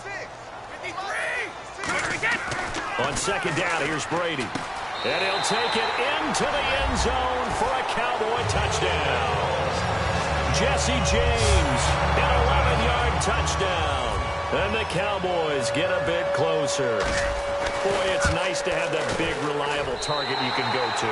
Each and every time. A lot of people see that position as a fallback. Throw it to them when all else fails. Not at all. This guy can make plays, and that's exactly what he just did. Yeah, play here for a touchdown. This is fielded at the goal line. And he'll be brought down at the 23, make it the 24-yard line.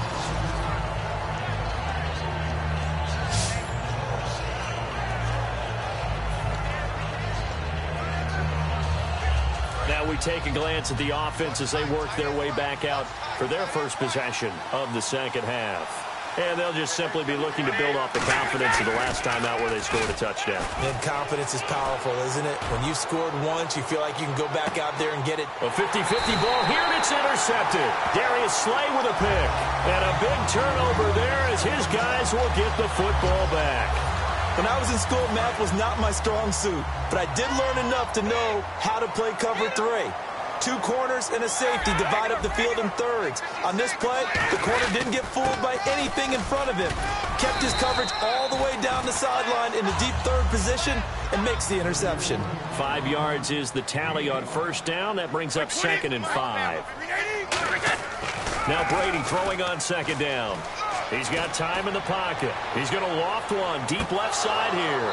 And both guys were there, but it falls incomplete.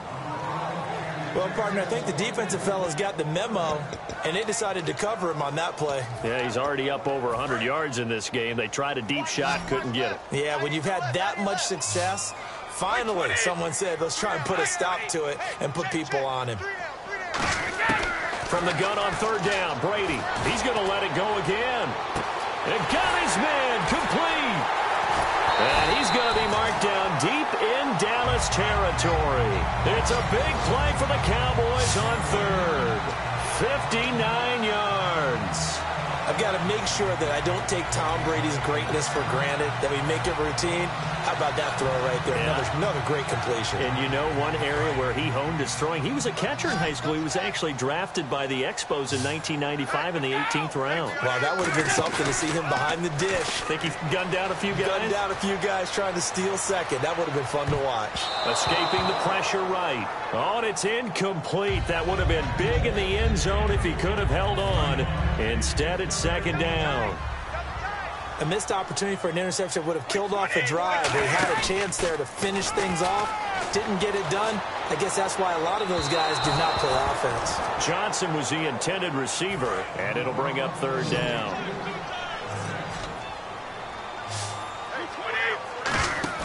Now Brady on the bootleg. He'll buy some time right. And he's got his favorite target yet again. It's complete. Good defense holds him to only a yard, and it'll be fourth down. So out comes the field goal team now for the second time here today. He wasn't the primary target, but I think it was almost like a check down situation, wasn't it? Yeah, hoping he can break some tackles, a big tight end, but he couldn't do it. Yeah, get it to that big frame and hope he can scatter some bodies, unable to get it done. So he missed a field goal earlier, but he says not this time, and he's able to knock it through to give his guys 3. And that's all you want as a kicker, a chance to redeem yourself. You got to have a short memory if you're going to survive at this level, and he's able to get back on track. The defense for the Cowboys getting set to go. They had the interception last time, led to a field goal. And kept points off the board against them as well. What a great way to end a drive. Take it away and set your offense up to put points on the board themselves. The only thing would have been better, a touchdown. Now they'll be looking to get the stop and lead to that here on the next drive. And he'll go down right at the 30-yard line.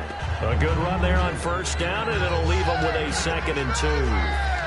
That was a good run, and it got to the second level. And what I mean by that is that's where the linebackers usually play. First level being the defensive front, last level being the secondary.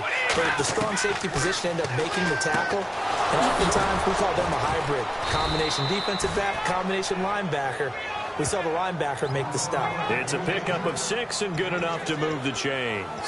It's a game of matchups, and that's why you take your receivers and move them around a bunch, especially your best guys.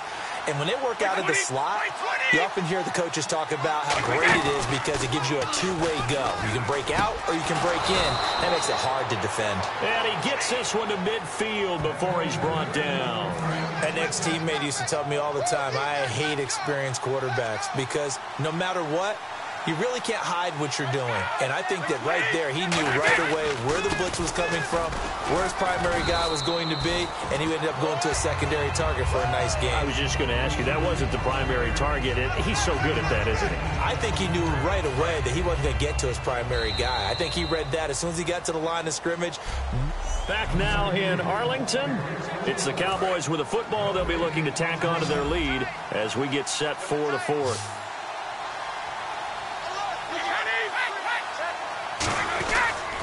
Again, it'll be Dorsett. And he'll do a nice job here just to fight his way back to the line of scrimmage. Just a gain of a yard there, and now it'll be 3rd down. And in this situation with the lead, 4th quarter, they're liking keeping the ball on the ground, I'm sure. That's just smart football, but you know the defense has to know it as well. They've got to stop them here. So now we're going to see that loading the box in a big way. 6, 7, 8, 9, whatever it's going to take, puts a little bit more pressure on your big offensive line. And that pickup of a first down, that's going to leave a mark because they really needed to stop them there, didn't they? Oh, so frustrating. Defensively, you're a play away from getting that football back here, down late, tough. Now they've got to find a way to create a turnover or takeaway. Otherwise, this one will probably get away from them. Brady surveying the field. And he'll be hit as he releases it, and that'll fall incomplete. When defenses get to the quarterback that quickly, a lot of times it's called a jailbreak. It wasn't quite that fast, but fast enough that he had no time to look downfield and set himself to throw the ball. And as he tried to do that, he was hit, and it forced an incompletion. They'll run it with Tony D. And he'll fight forward maybe to the line of scrimmage, but that's all. Only a yard on the pickup there, so it leaves him needing a conversion here on 3rd and a tough 9. Tough day. Tough sledding right there, and it's been that way the entire game. Not a whole lot of room to ramble for him. Yeah, you're right. It's been that way all afternoon. Didn't get a whole lot better there. Throwing is Brady on 3rd down. And this is going to be incomplete.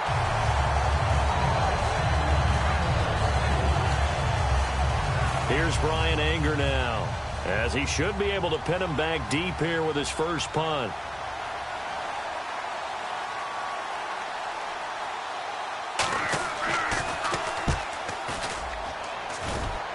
This one angles out of bounds at a good spot in the coffin corner. And they're going to mark this out of the 5-yard line. And now Dallas gets set to take the field. And after the field goal last time, we'll see what they can get here. At least they got points out of the last drive, Charles. I never met an offensive coach that didn't want to drive to end with a kick. Most of them wanted to end with a PAT, right? In this case, a field goal, they'll take it. Way better than the alternative, which is a punt. Yeah, but you've met fan bases that wanted that, that weren't happy with that field goal. I haven't met a fan base yet that wants to drive to end with a kick, other than the extra point. That's it. Now it's Crowell. And he's able to get more than half of what they needed. That brings up a 3rd and 5. And now it looks like they're going to be in the hurry-up. Shotgun now for Brady. This is Johnson. He's got it. And he will get the first down as he's up to the 20-yard line.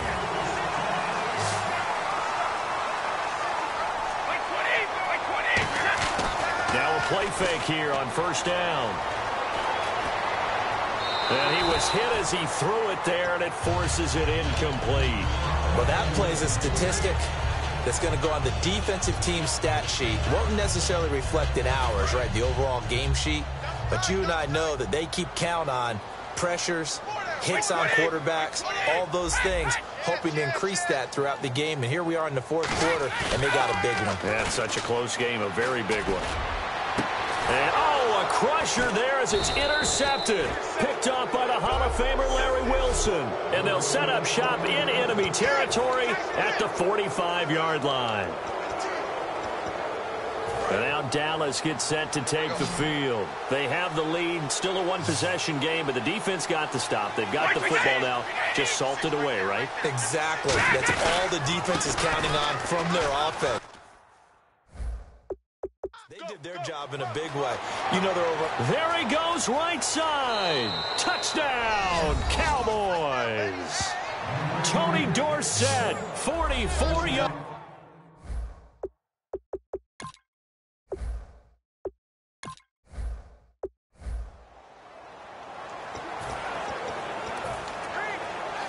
And now we're circling here around the 2-minute warning. This is a setup play, trying to get one last one in before the clock warning. They go play action here on first down. Finding time. Looking here for Smith downfield. 1:58 to go in this first half of play. We're back to Arlington right after this timeout. Coming up at halftime in a little less than 2 minutes, we'll send you to Orlando where Larry Ridley is standing by. He'll have highlights and analysis of this first half. So the long attempt falls innocently to the ground, and it brings up third. Fans do love the long ball, don't they? And he already found his guy once. Tried to give him another chance there, didn't he? Yeah, he did. Couldn't connect, but as you alluded to, he does have that touchdown from earlier, trying to keep him in the rhythm.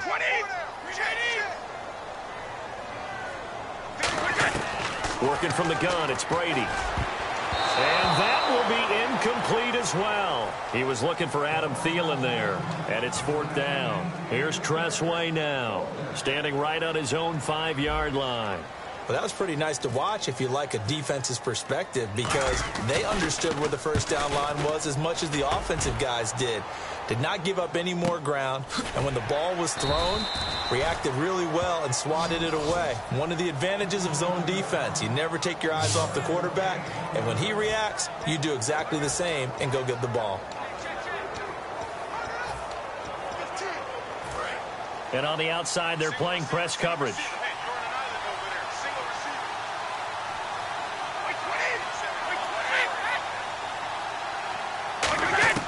On first down, Brady. It's complete to Brown, right side.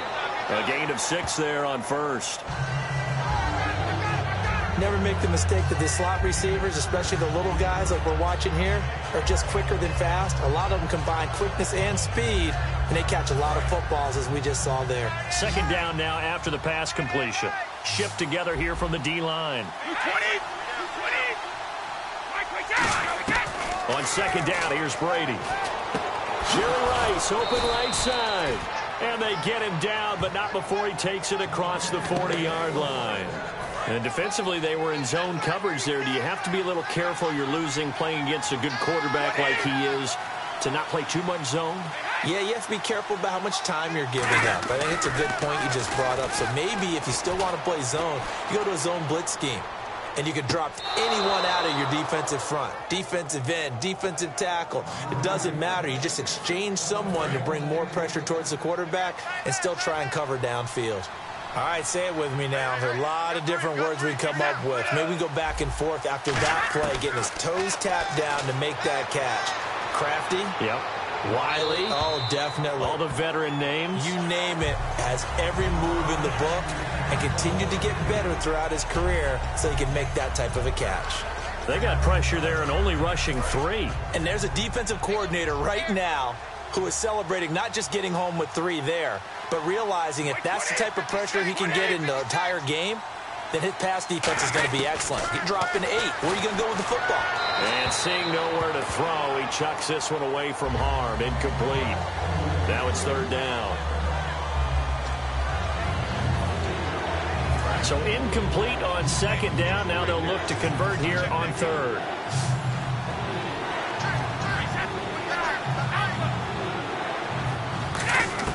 Again, it's Brady. No gain at all. And now a timeout called by the Cowboys defense. The defense, they got a little bit of a breather. Now they're back and set as we resume play. On 4th down, here's Brian Anger now to kick this one away.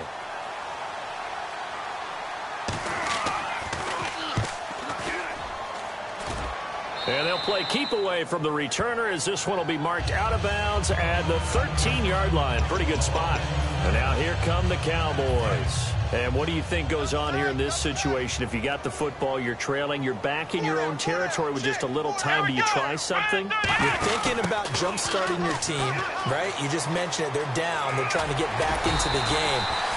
Now whistles come in. We're going to get a timeout here by the offense.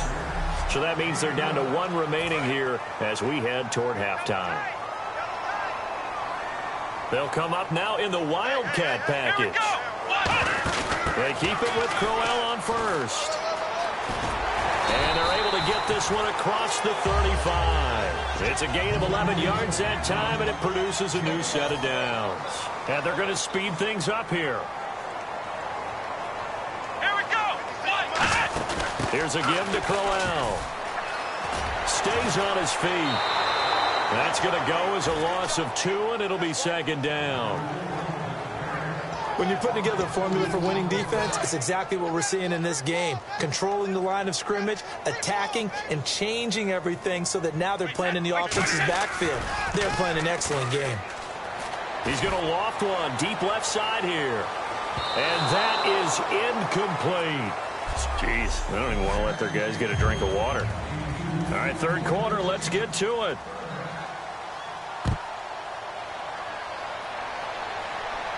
This fielded at the 2. And he'll take this one near the 25, call it the 26-yard line.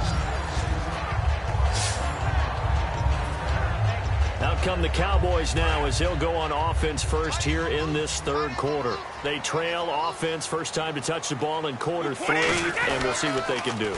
And I can't wait to see what they have planned, because some teams script to start a half. Other teams just go, okay, these are the sequence of plays we want to run. These things worked well for us. And sometimes they throw in that big chunk play right away. Shocker. Try and get after them early and try and create a big play to give themselves some momentum. See what they have up their sleeve.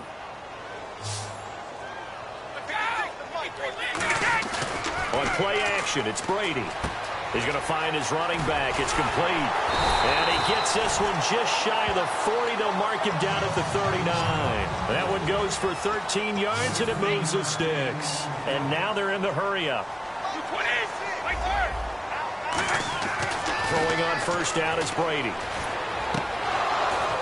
Oh, and this ball's tipped and intercepted. Picked up by Deion Sanders.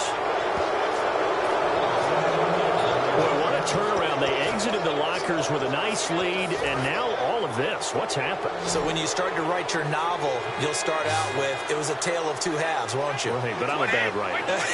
I don't know exactly what happened, because sometimes teams can go in with a lead and get too comfortable, too relaxed, and a couple of things go wrong, and it's hard to get back that good feeling. Officially no gain on the play, and it's 2nd down. They were stopped on that play. We've had plenty of carries all afternoon. Every now and then the defense is going to win one, but I don't think they'll shy away from handing it to them the rest of the game. Now the Hall of Famer Dorsett, and he's going to fight his way forward here for a modest gain. Give him 4 on the ground there. They're now left with 3rd and 6. When you find that kind of yardage, you couldn't be more confident as a ball carrier. And guess what? You're going to go back and tell your offensive coordinator, I'd like to keep carrying it, thank you. Defense thinking pass. They've got the nickel set out on 3rd and 6. Play action. Now it's Brady. He gets it to Brown. Complete.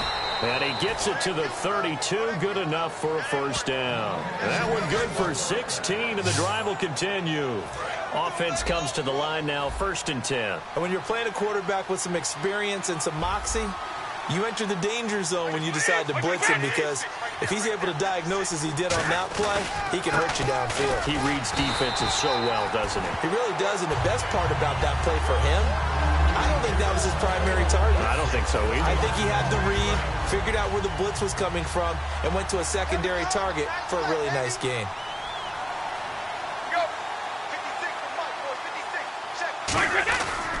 They'll run. It's Dorsett, and he will cross the 30 down to the 29-yard line. Give him 3 yards on the run there. That still leaves him with a difficult 3rd and 8 coming up. The 22 is the line to gain here.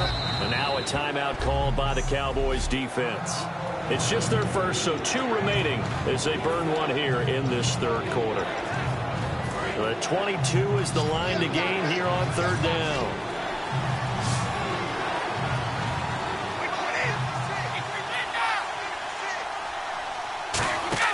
Now a play fake, Brady. And they can't get the long connection as it falls incomplete. So out comes the field goal team now for the 2nd time here today. Made his first. This now from 46 yards away. And Vinatieri's kick is good. But there is a penalty marker down. They might be forced to try this one again. Running into the kicker. Defense. That penalty is declined. And after the made field goal, here's Adam Vinatieri to kick it away. This fielded at the 2. And he's up across the 25 and down at the 28-yard line. Our eyes shift to the defense of the Cowboys now. And now Big Mo's wearing a shirt of their color. They're hoping to continue that momentum in their direction, but maybe another pick. Who's Big Mo? He's momentum, right? Momentum. And right now, he's hugging them. They go back to the air here after the INT. 20 yards on the pickup there. And the Cowboys are going to get a first down. Looking to speed things up here, going with some tempo.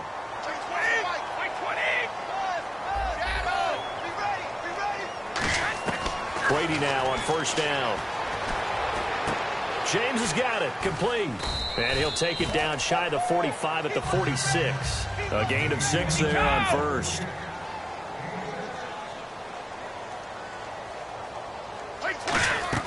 Brady to throw on 2nd down. A screen complete to Crowell. And he is going to lose yardage here. So he loses 3 yards there. Now 3rd down. Time to give a little credit here. That was an excellent read by the guys on the defensive side of the ball. Oh, you're crediting your defense. Back now in Arlington. It's the Cowboys in possession of the football, but they trail here as we begin the 4th quarter of play. So 3rd and 7 and an extra defensive back on the field here. Definitely want to play coverage.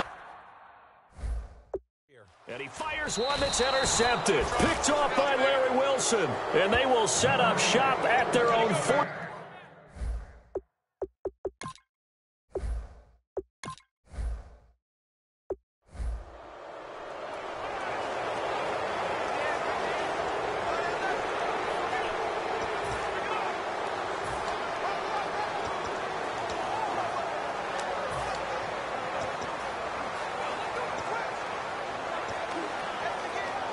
And now Dallas gets set to take the field. And with this deficit, you can't have too many more drives like the last drive where you had to punt it away. You know what I would tell my offense right here? The punter doesn't exist, guys. He doesn't even exist. He's not a team anymore. I just cut it. Well, this is taken in. It's complete. And they finally get him, but not before he reaches the 33-yard line. Coming up at halftime in a little less than 2 minutes, we'll send you to Orlando where Larry Ridley is standing by. He'll have highlights and analysis of this first half. Smith catches left side. They pick up 12 on the play there, and they move the chains. And quickly they get to the line. On 1st and 10, here's Brady. And this is caught at the 8. And he is into the end zone for a Cowboy touchdown. Torrey Smith with his second touchdown here in this first half. And the Cowboys draw a bit closer. Now he's having a nice little first half here, partner. And it's a first half that leaves us anticipating what can still come. I mean, 2 touchdowns already here through the second quarter. There can be plenty more before this game is over.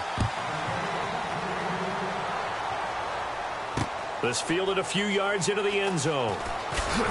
And he'll take it back to about the 19-yard line.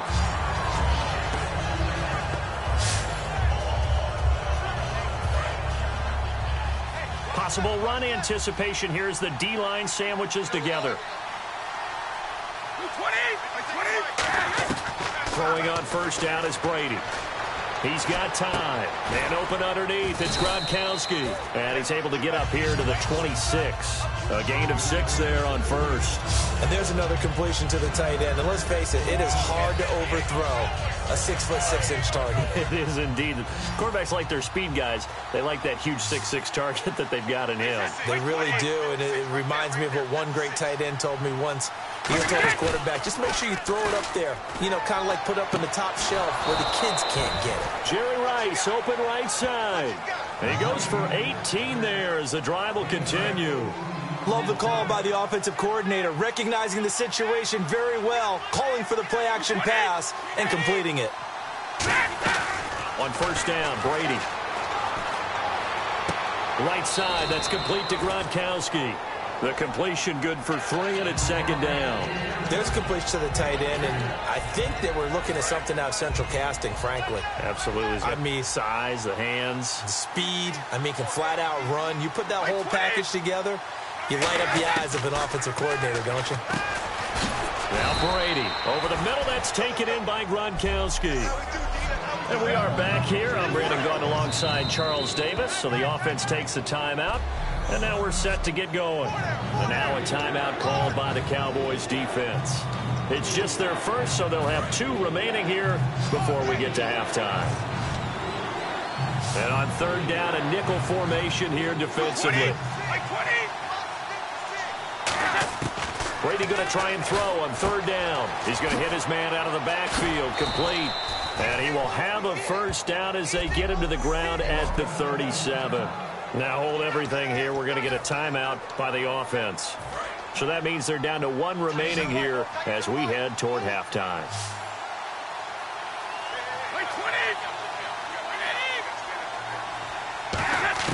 Brady now on first down. And no escaping this time as he'll go down. They got him for a sack. They'll wind up losing 8 on the sack there, and it's second down. Boy, he came in off the edge so quickly there. Look out, because that's exactly what it was being shouted by the offensive lineman to his quarterback because he had no chance to block him. Brady to throw on second down. And that is incomplete. 16 seconds now on the clock. 7th play of this drive coming up, but a long way to go on third down.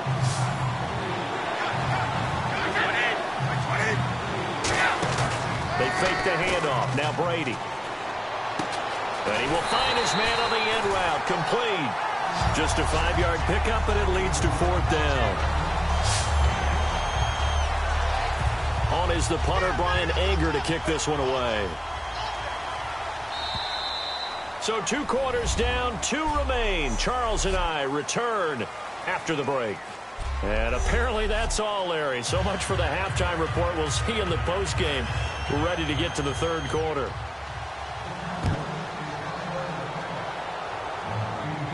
This is taken at his 4.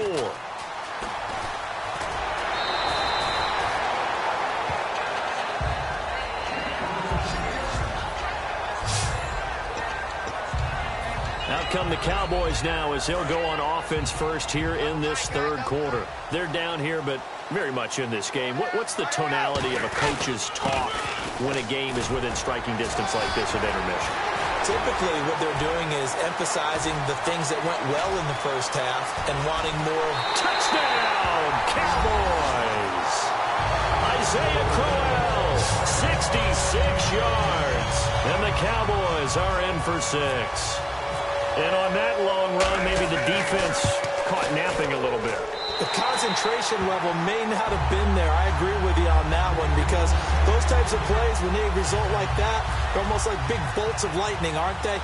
Whoosh, and off he goes. The kick team out there for the Cowboys as they run up to send this one away. That's fielded in the end zone. And no run back here. This will be a touchback, and it comes up. The Cowboys offense now, they head out for their first possession of the second half. They're down in this game. A chance for the offense, though, to put something on the board, get some momentum here in half 2. Try and get things kick-started for them. And you know at the half, they discussed how they were going to get that done. This is where scripting comes into play a lot of the time. How many plays do you script coming out of the second? Most of the time in the first half, you're scripting 12 to 16. I think in the second half, you're really scripting more like 8 to 10. Kind of a starter or an opener, whatever terminology they use. Just something to get you off to a quick start. Now it's Dorsett, and he will lose yardage back to the 34-yard line. It's a loss of 2 there, bringing up second down. Well, we just saw the recipe for success right there. Big body, strong, agile, playing with great leverage in hands. Not really able to be blocked on that play. Close things down inside.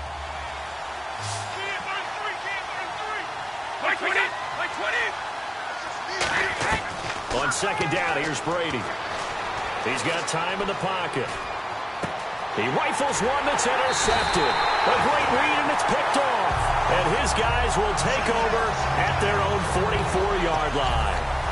Brandon, this is a veteran quarterback back there. He should know better than to make a throw like this. This is definitely not his best ball. And I think he knew this was trouble the second it was leaving his hand. He's going to loft one deep left side here. And this is caught for a Cowboy touchdown. Torrey Smith, 55 yards. And the Cowboys will add on to their lead. And this is obviously quite a performance. And most of the time when we talk about someone putting a team on their back, I think we're talking about a guy who runs the football. In this case, it's a guy out wide catching it, and he's done exactly that. Truly leading his team right now towards victory. 3 touchdown catches. He's been the headliner. The kick team out there for the Cowboys as they run up to send this one away. That'll be taken in the end zone. And no run back here. This will be a touchback, and it comes out to the 25-yard line. And now Dallas gets set to take the field. And following the interception, we'll see what they can put together on this drive. I can hear my old college coach right now. He always used to tell us before every game, the team making the fewest mistakes will win. What they're hoping is that last mistake is their only one of the game. Coaches, that's all they talk about, turnovers, right? Minimizing those and maximizing opportunities. The linebacker, Derek Johnson, in on the stop. We always like to talk about defense in terms of levels. First level defensive line, second level linebackers, third level defensive backs. On that run, that was what we call a first level run, and it was stopped by a second level player. Surveying the field. Firing quickly here, and that's complete. And he'll be brought down right around the 37. They get 9 out of that one, and as a result, the drive continues. One of the selling points of the in route is it gives the quarterback a really nice sight line to his receiver, and almost on a direct shot, able to throw the ball into the middle of the field and have a great chance of success as they did on that play. On 1st and 10, here's Brady. And he'll toss this one incomplete. Seeing no options, he throws it away. Let's face it, perfection is something we all chase, whether it's playing this game or whatever we do. Hard to attain, but that's what they were searching for as that pass goes incomplete.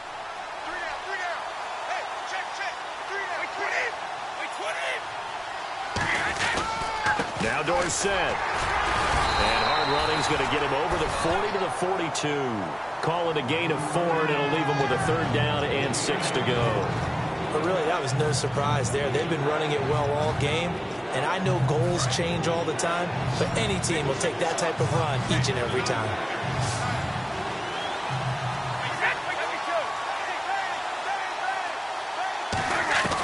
Throwing is Brady on 3rd down. And he will go down. A Cowboys sack. They overload him that time with a safety blitz, and he winds up being dropped for a loss of 7. Here's Bryan Anger now as he's on a punt for the first time this afternoon.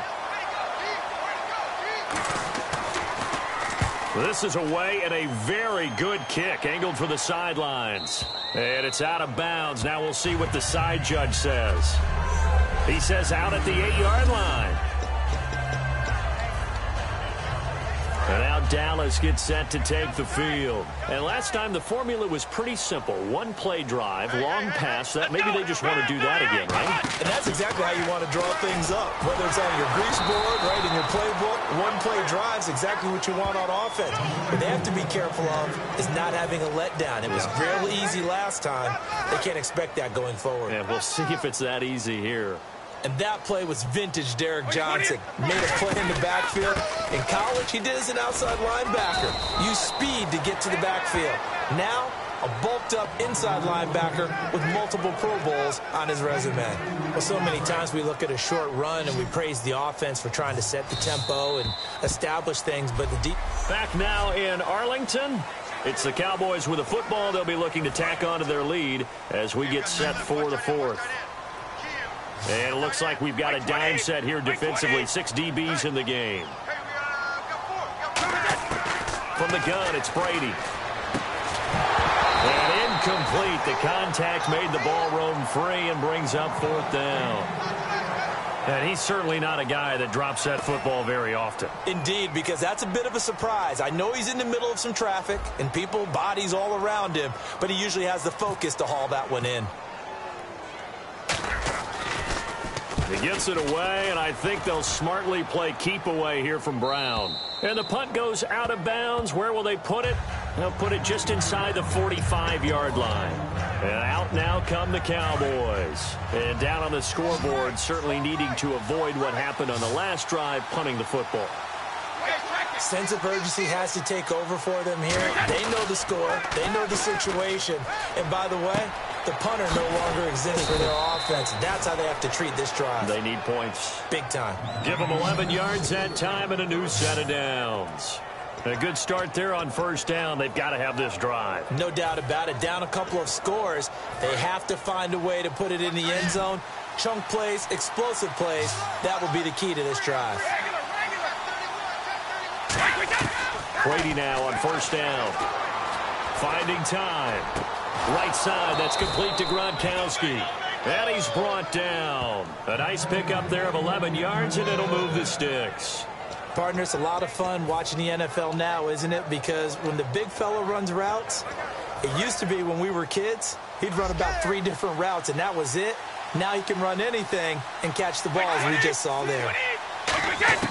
Throwing on 1st down is Brady. He's got time. Toward the left sideline, but it's incomplete.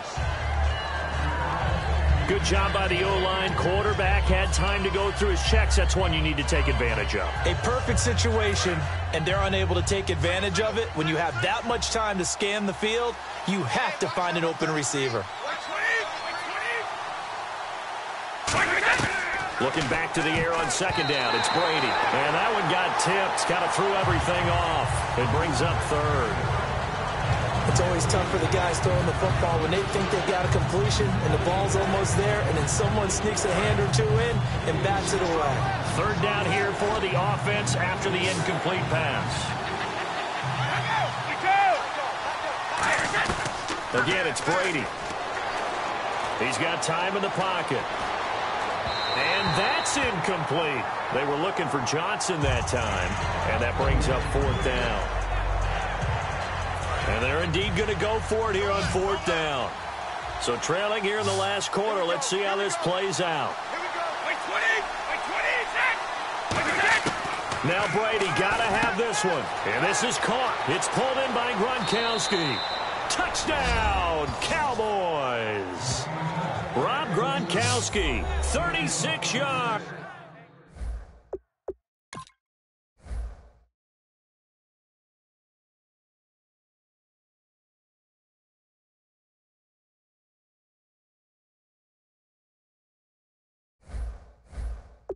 And the Cowboys have cut it to within a score.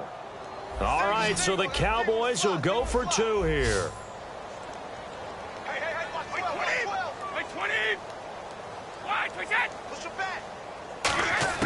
Brady will look to throw for it. And now the pressure gets there, and he goes down. So he couldn't get rid of the football, and that deficit stays right where it is. So tried to throw it in for 2 points, but the D got home, brought him down. Yeah, got home, which means there had to be good coverage. Just had nowhere to go with the ball. Typically, you're trying to throw quick hitters, quick slants, maybe even a quick fade. Nothing was open. He ends up getting sacked. And now Dallas gets set to take the field. And on the last go-around, they really couldn't get anything going. They had to punt from deep inside their own territory, which means you're going to lose the field position battle as a general rule. What they're looking for now is a little more consistency, move the ball at least a few times on offense, get a couple of first downs, and hopefully flip the field. Yeah, just something to build off of. That's what they're looking for here. Give them 10 yards on that one, and that'll earn them a fresh set of downs. That was a nice completion on an out route, and those types of plays are the result of arm strength by the quarterback and timing by the receiver. And the offense here just looking to stay in bounds, complete the short passes, and put this game on ice. Now a handoff to Crowell. And no room that time, getting it to about the 46. Give him a couple on the carry there, 2nd and 8.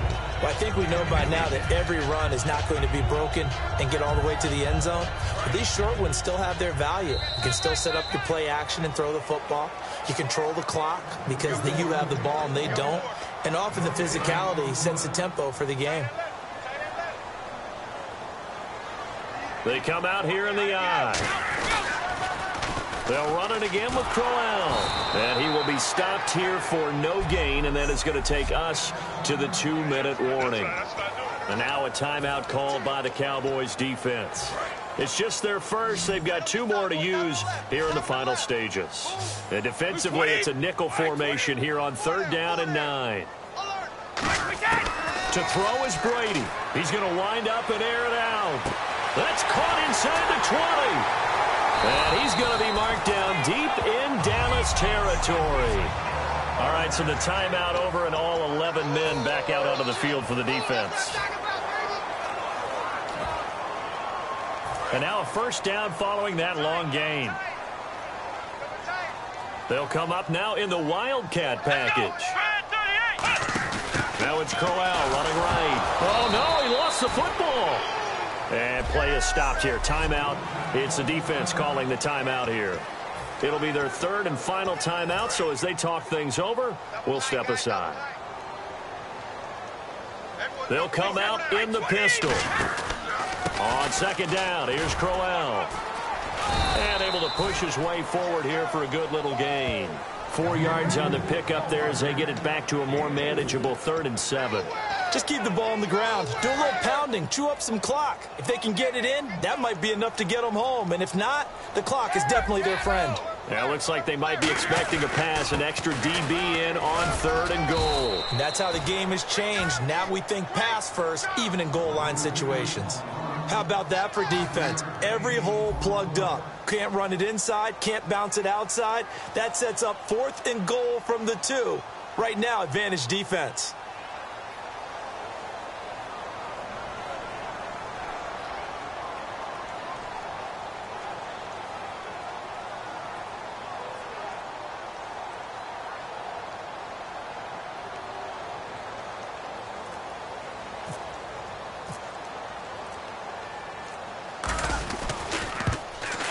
And Coons connects on this one. It's good. And high fives for that one as that drive ends in 3.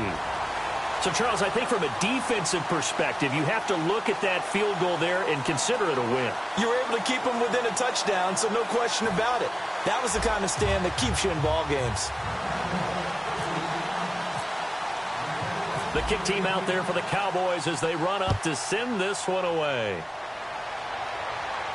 This is fielded a couple yards deep. Oh, look at that. Oh, look at him turn. And he'll bring it a few past the 20 to the 23-yard line.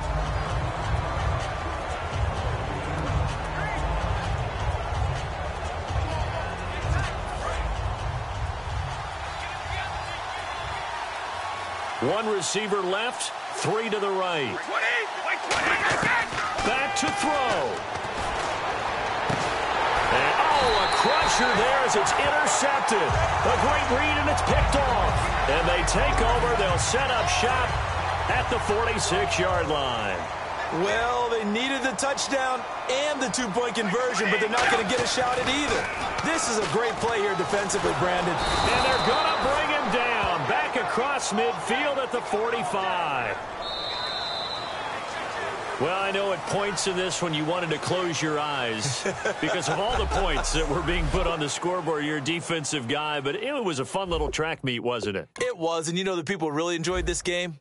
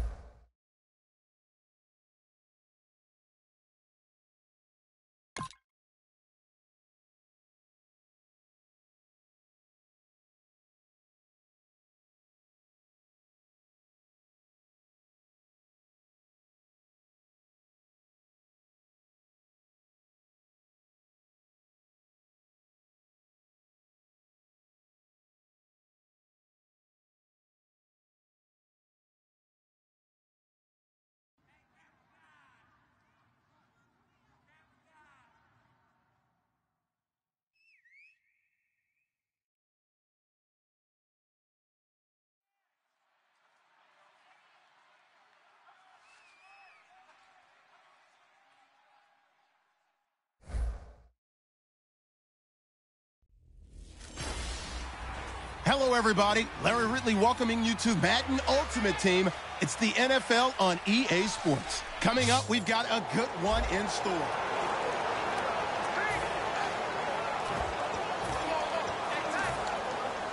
And the 8th play on this drive coming up.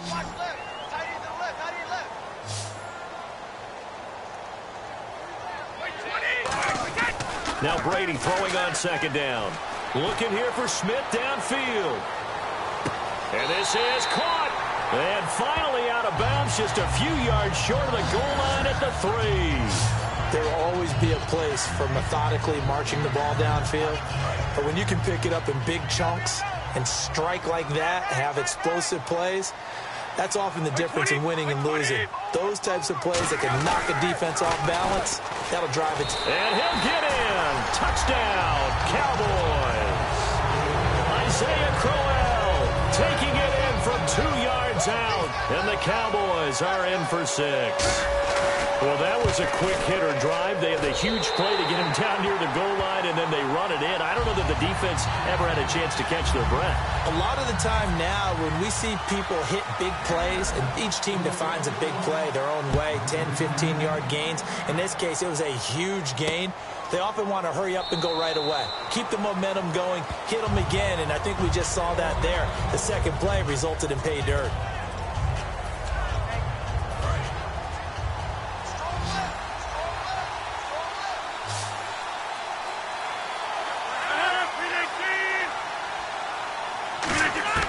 Rodgers now on 1st down.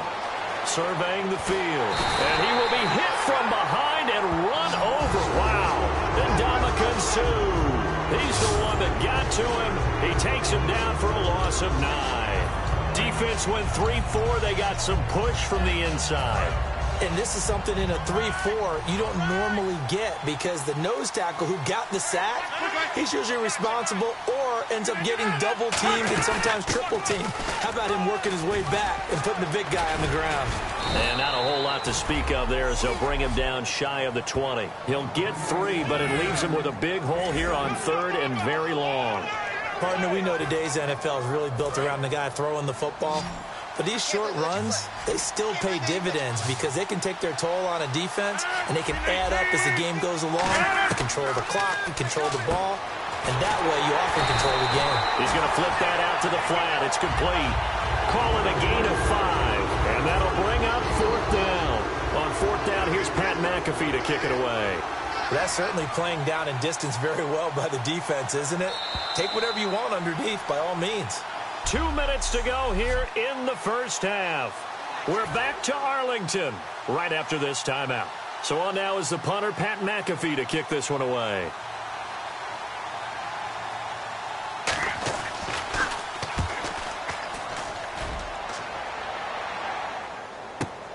This will be fielded at the 17. So possession goes over here on the punt. And the offense will take over with a new set of downs. And now Dallas gets set to take the field. And that recipe on their last drive that resulted in a touchdown looked pretty good. So they'll be hoping to do that once more. And it takes me back to when we sat with the offensive coordinator and the head coach. They felt pretty good about their game plan and thought there were some holes in the defense, and they exploited them the last time out. Let's see if they can come back and put together a similar drive. And we'll see if they can do just that. Offensive linemen love creating space for their guys carrying the ball, but when that guy also breaks tackles and creates extra yardage, they almost feel like he's one of them, and they really embrace him. Looking here for Smith downfield. And they went for a big play through the air on 2nd down. Couldn't connect. Now it's 3rd. One of the toughest things about playing defensive back is pattern reading, trying to figure out what they're doing. And on that one, they had to fly, just sending a guy downfield with the in route accompanying it, what people call a dagger route, trying to hit the guy underneath after the clear out. In this case, though, they're not able to get it done. Yeah, they said forget the underneath route. They went for the guy on the fly, but as you said, incomplete. It's an 8-yard pickup and leads to a new set of downs. And the offense moving quickly to the line.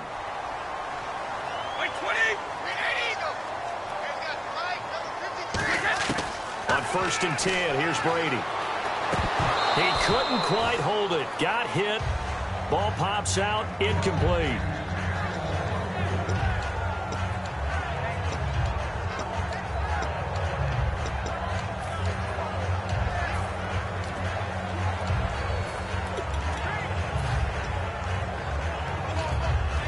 Offense still needing 10 yards. 2nd down.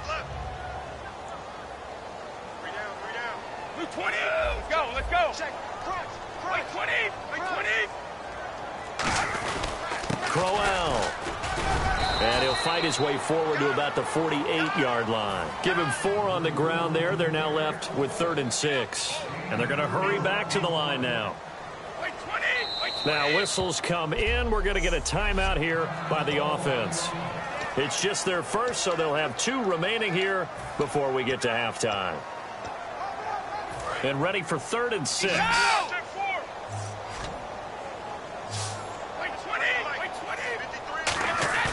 Play action. Now it's Brady. Looking for his running back, and he's got it. And he has the first down yardage before they bring him down right at the 45. They're going to hurry back to the line now. Brady now on 1st down. And that one will fall incomplete. Clock here now just under 30 seconds to go in this first half. Let's give some credit to the defensive guys on that play. Able to bat that one away. Sure looked like they were trying to hit the corner route. They'll come out in the pistol. Now Brady on the bootleg. Oh, nearly picked. And maybe lucky there. This guy doesn't drop many defensively. 3rd down.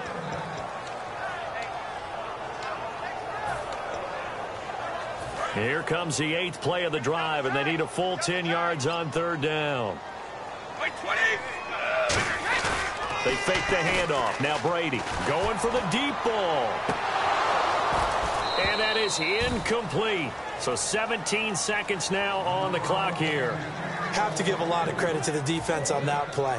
They were prepared. Ordinarily, when they take the big shot downfield to the big guy, that's usually a mismatch that the offense is used to winning. But the preparation showed for the defense, and they were able to bat it away. And that ball's going to angle out at the 3-yard line. A beauty.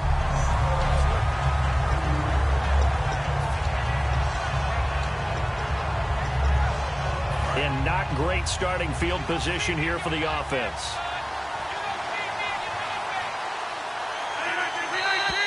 Now whistles and a flag down. Looked like one of the chief linemen might have moved. False start, offense.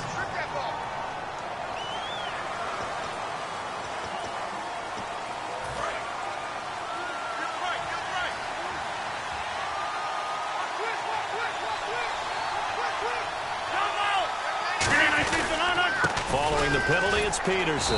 And he'll get this only up. And now the Cowboys are going to call another timeout. So that means they're down to 1 remaining here as we head toward halftime. And after the play on the ground, that brings up 2nd down here.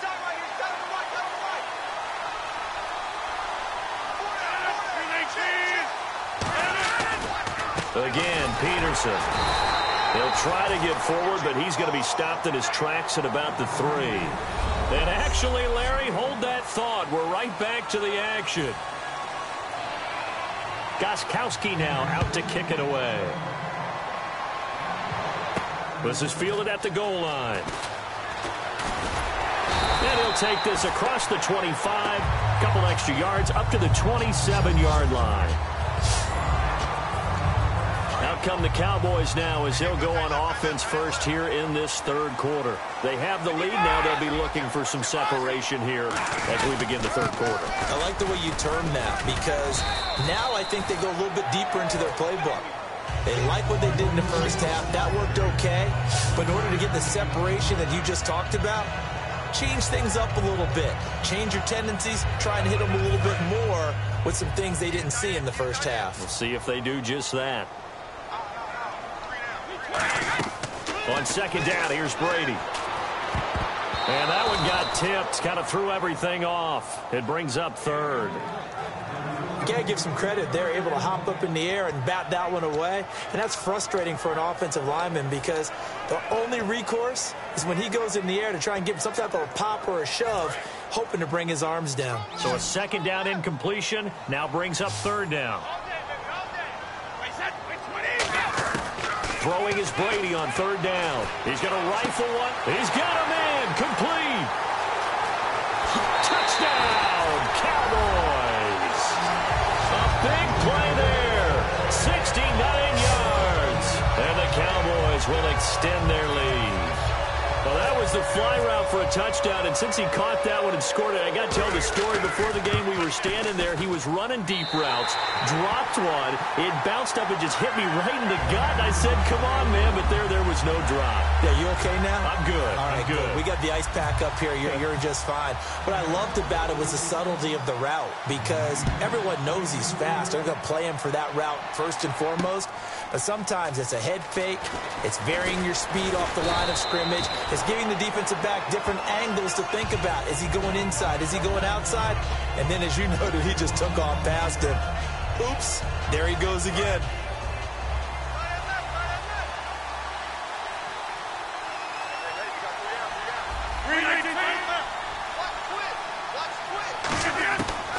On 1st down, Rodgers.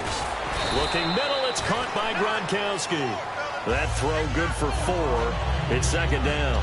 I'm wondering if the same thing went through your mind as mine. When I see a big man like that make a catch, all I keep thinking to myself is, big man with football. Look out, everyone. He may not juke you a whole lot, right? He may not run past you because of his size. You're talking about a guy weighing in the 270 range. But, boy, once he gets his mitts on the ball, he's going to be tough to bring down. And bringing it in right side here, Beckham. They get 6 on the pickup there as the drive will continue. I think that's a big pickup for a 1st down because when you run a drag route against zone, you're sometimes asking for trouble because you might run into a defender. Yeah, well, there they ran into a 1st down. Executed it to perfection. He's going to find his running back. It's complete. And able to break 1 tackle, but then quickly brought down. They'll get a couple yards on that one, and that'll bring up 2nd down. I'm going to show my age here a little bit. We used to talk about running backs catching the ball as safety valves. Nowadays, they're a big part of the passing offense. Quit acting like you're so old. You're only 65. Open man left side is Gronkowski. It's a 10-yard pickup, and it moves the chains. So here we go, 1st and 10 now.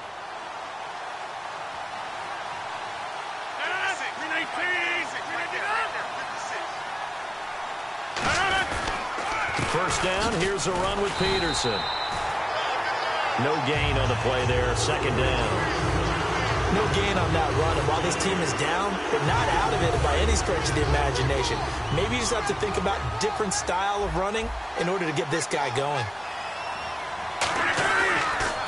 On 2nd down, Peterson. And able to break one tackle, but then quickly brought down. But a nice little gain. 8 yards there on the carry, and now they're left with a much more manageable 3rd and 3. So much of the game today, we're looking for hybrid players, guys who can do a combination of jobs. And anyone who plays a strong safety position, now more than ever, is a hybrid type player. Half defensive back that covers passes and half linebacker that makes tackles. We just saw the linebacker make that play. Well, the offense lining up 1st and 10. On 3rd down, that's a good job of situational football and understanding where the 1st down marker was and getting there. They'll run it now out of the gun. And he'll get 4 here down to the 35-yard line. Tackle there by Clay Matthews. Can we just take that run and turn it into a kind of a clip and save? Because that tells you everything you need to know about this drive. They've been moving the ball awfully well. One man in the backfield, that's Martin. Back now in Arlington. It's the Chiefs with a football, but with work to do on the scoreboard, they trail as we start quarter number 4. Alone to the right is Jones. Now they'll throw with Rodgers. They'll try and set up the screen. It's complete. A good job defensively to hold that to 4 yards, and now it's 3rd down. In order for a screen pass to break big, a lot of things have to come together and be well executed. But all it takes is one small thing to go wrong and keep it from being a big game. They'll run it. Here's Peterson. Oh, spinning away. And he will have a 1st down at about the 21-yard line. A nice pickup there, 10 yards, and it'll move the sticks. I thought guys that were over 30 weren't supposed to run the football this well in the National Football League. How about that veteran leadership? A big-time run combined with some nice blocking by his offensive line. Showing that the ins and outs of being a veteran still has his place in this league. His odometer is not totally turned over yet. That throw good for 4. It's 2nd down. But there wasn't much there with that hitch route. They didn't gain what they expected. But sometimes when you call a hitch, you really don't have an alternate to go to. You don't have a second route to throw it to. So sometimes you have to rifle in there and hope for the best. And now for the offense, this is play number 11 here on this drive.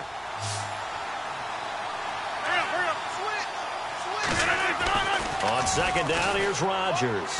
Quickly to Gronkowski. That's caught. Only 3 yards on the catch. It's 3rd down. How about the timing on that one? Where they were in sync, weren't they? 3-step drop, balls out of his hands, right to the tight end. Nice completion, just like they do it in practice.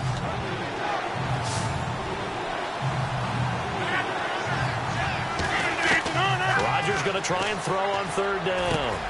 It's caught. Jones.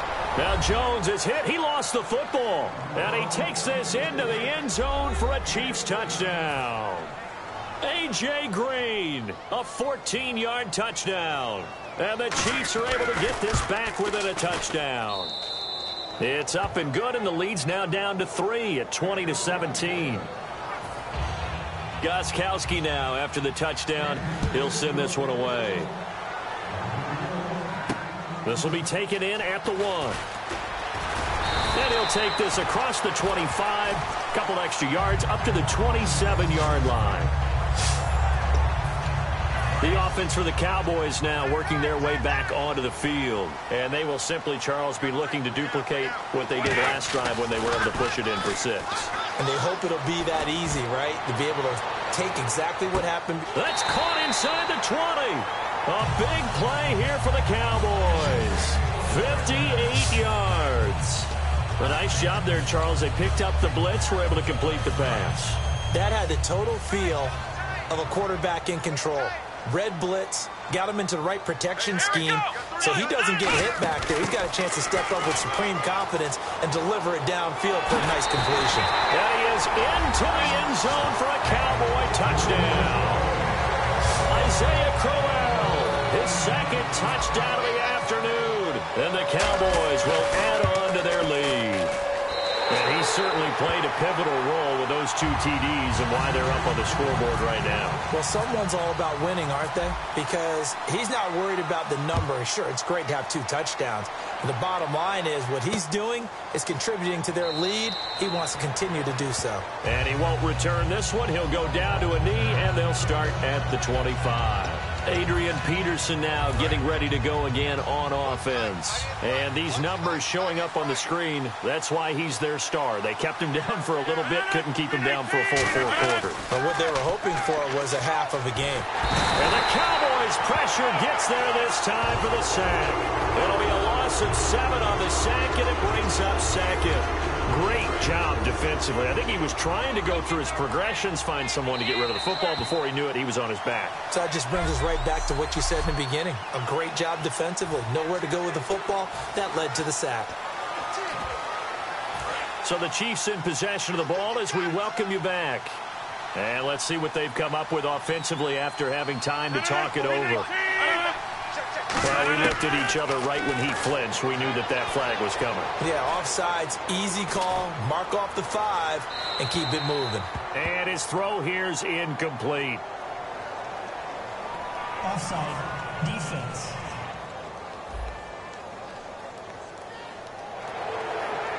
Still 7 more. Brown, the lone receiver, left. Back to throw, Rodgers.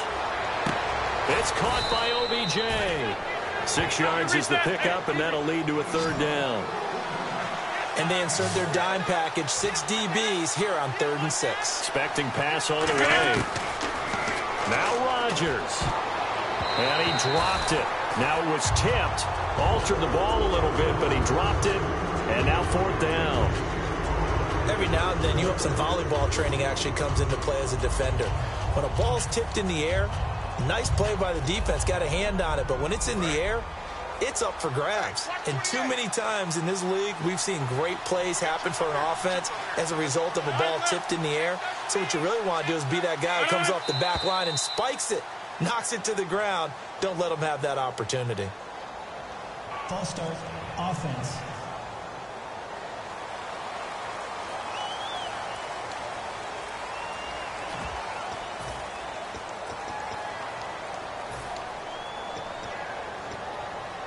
Well, let's see how the offense still out there. They elect to go on 4th and 11.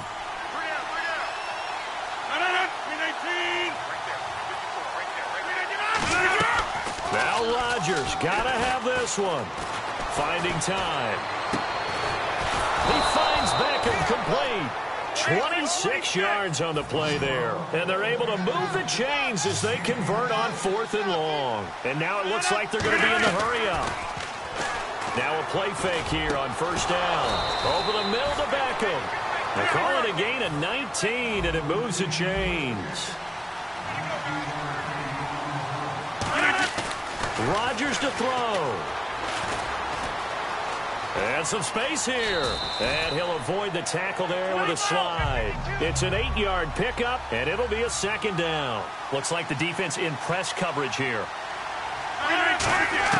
To throw is Rodgers. Wide open, Gronkowski. And he'll take it down here just shy of the 15 at the 16-yard line. And they're going to speed things up here. Into the red zone. It's Rodgers. Incomplete.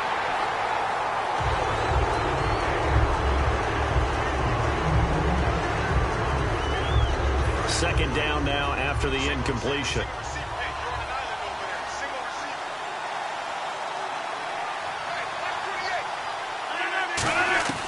Back to throw, Rodgers. This will be caught at about the 6. And he will take it on in for a Chiefs touchdown. DeAndre Hopkins, a 15-yard touchdown grab. And the Chiefs are able to get this back within a touchdown. And there's the touchdown that they needed, so they'll celebrate. But the guys on the sidelines, they've got to stay focused. The onside kick team, they need them to get the ball back. Yeah, part one of the equation done. Now they need to convert and get that onside kick. And now a timeout called by the Cowboys defense. It's just their first. They've got 2 more to use here in the final stages. So still a chance with just over 20 seconds to go, but they need to get this one back, no doubt. And all the Chiefs have it. So they needed the onside kick, and they got it. Now they need a field goal. And that's the beauty of this. They don't have to get 6. A field goal ties the ball game for them. Nicely executed play.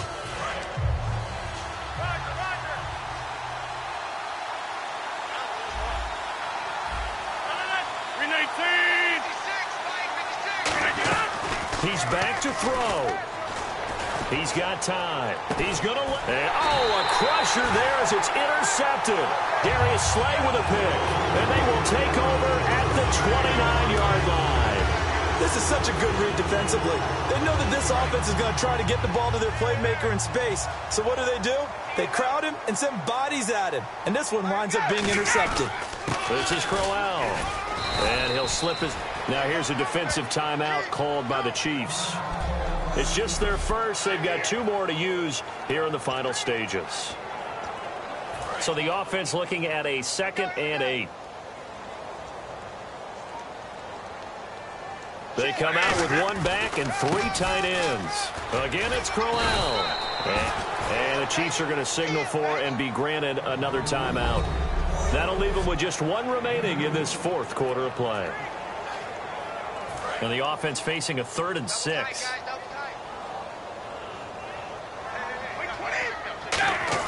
Back to throw, Brady. Oh, the ball comes out on the hit, but they'll say it's incomplete. He was looking for his big tight end there, Jesse James. And that brings up 4th down. Here's Tressway now, as he'll kick it away for the 2nd time.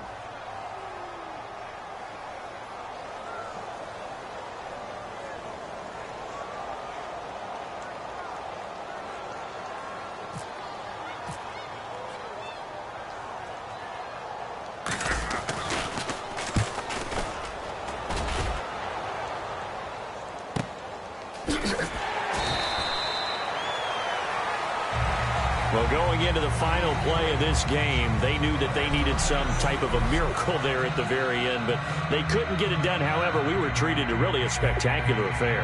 Even though they didn't finish it off, you're exactly right. They took us down to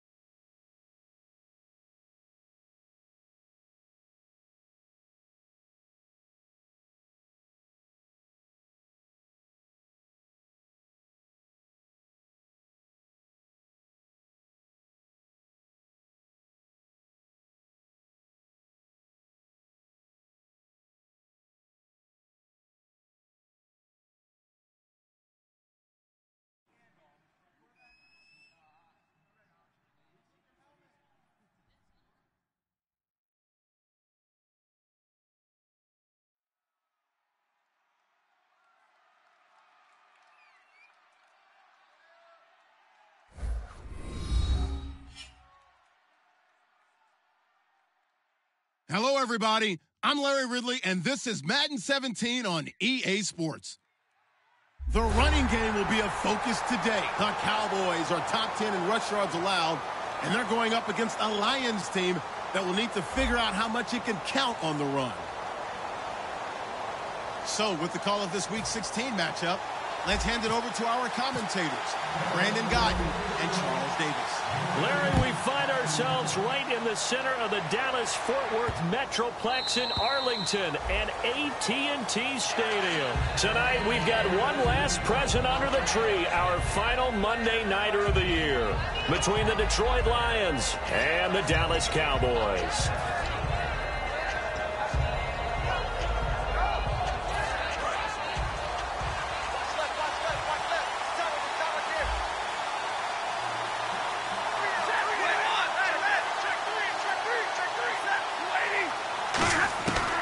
First down, Stafford here. The completion good. This is Eric Ebron.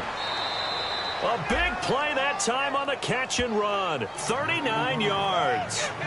Coaches really don't care from what position they get this, but run after the catch ability, rack ability, is often the difference between winning and losing and changing field position.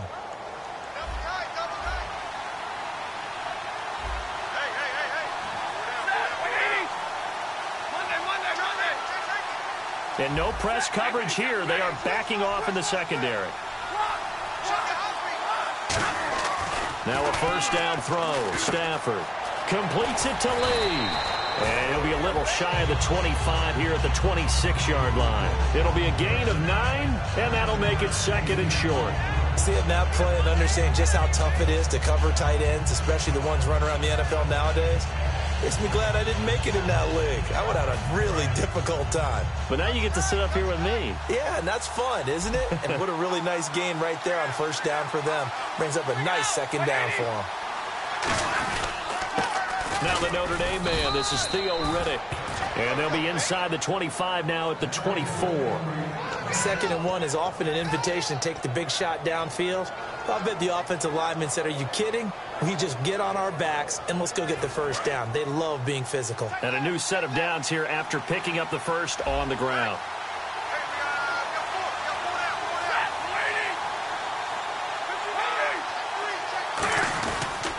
They go back to Riddick. And he'll be taken down near the 20 at the 21. 3 yards on the pickup there, and it'll be second down. We get a look now at the offensive starting unit for the Detroit.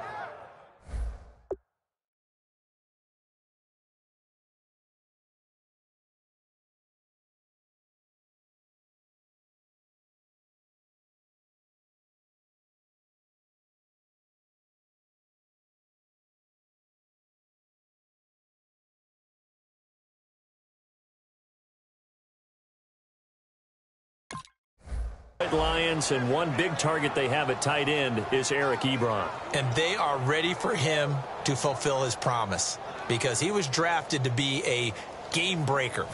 Big target, guy who could block at the line of scrimmage, but really get downfield and make plays against defenders, overmatch them. They haven't seen enough of that yet.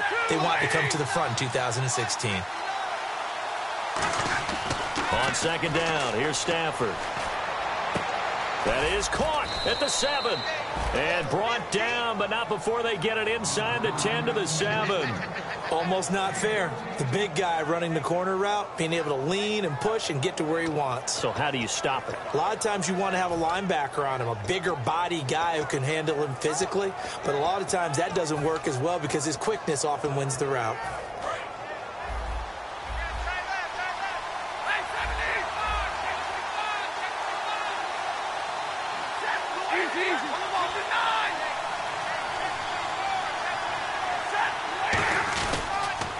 Riddick with a carry.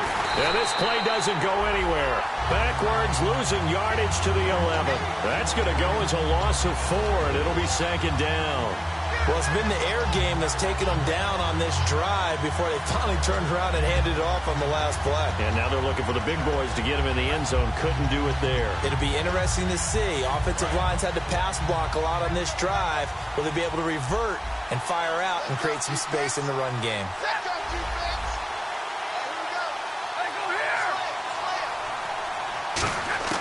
To throw on second down is Stafford. And he has his receiver. That's Jones. Lions touchdown. Marvin Jones with touchdown number 7 on the year. And the Lions take it right down and score on the opening drive. It's up, it's good, and the Lions lead 7-0.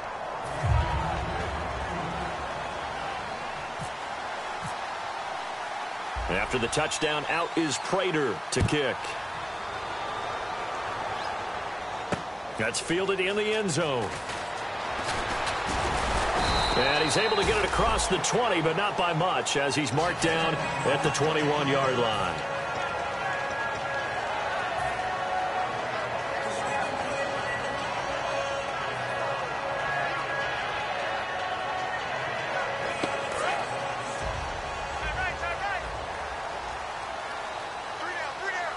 They come out here in the eye. They run with a rookie. Here's Elliott. And he'll go down right at the 30-yard line. 9 yards is the pickup there, and they'll have a 2nd and 1. You know what really fires up offensive linemen? When the guy that is carrying the ball behind them can create his own space and break a tackle along the way.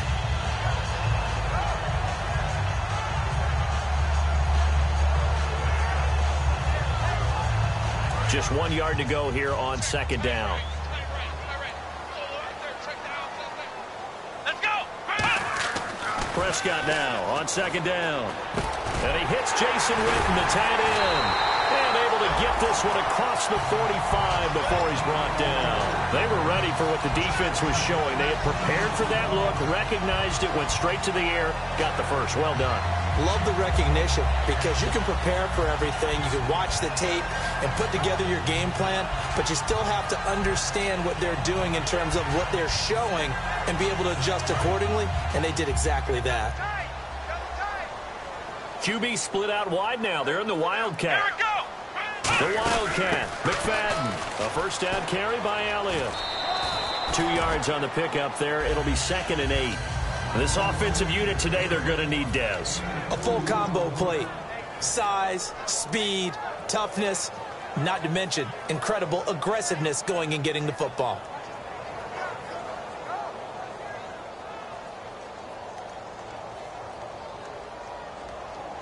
Second down following the run. Here we go. Prescott to throw this time. Going to throw right side here, complete. And he gets this inside the 35-yard line. A good pickup there of 20 yards. And when an offense is doing a nice job selling the play-action pass, a lot of responsibility shifts to the linebackers. They're the ones up to determine run or pass and get to the proper places on the field.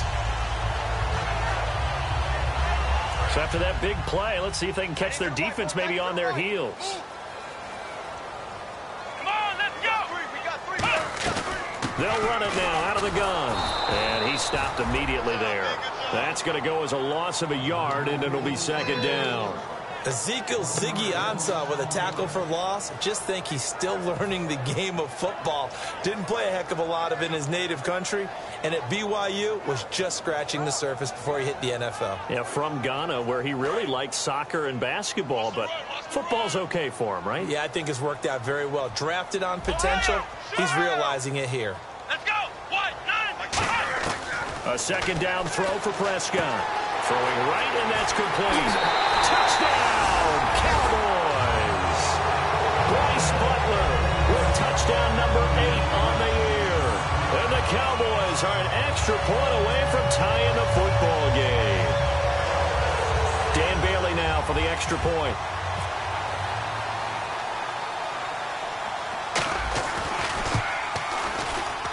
It's good, and we're all tied at 7 apiece. So a tie ball game here as the kick's away. And that'll carry over the back line of the end zone for a touchback. So the Lions offense ready to go back out onto the field. And they were able to punch it in the end zone last time. They'll be looking to do that again here for the defense. Obviously, they'll be looking to stop them from punching it back in the end zone. It always is punch-counter-punch, isn't it? And which team has the advantage? Well, let's just go back. Last time on offense, they rolled downfield, got into a good rhythm. You can see a little more bounce in and out of the huddle. You can see the sideline really get into the game. So defensively, you're thinking to yourself, how do we take that away from them? How do we get the advantage back? Let's see what they come up with. I think pressure is always the first way to go. You love pressure. I love it. We'll see if they dial it up this drive. I do have to admit, I like it when it all comes together. When the top part, catching the football, right, whether you're catching it with your hands or cradling it, comes together with the legs, in this case the feet, doing a little toe tap to stay in bounds and complete the catch. And a great job by our crew on the camera shot. Love when you see the grass or on the field turf, those rubber pellets flying up. Great catch. And not much there at all. Maybe a yard up to the 43.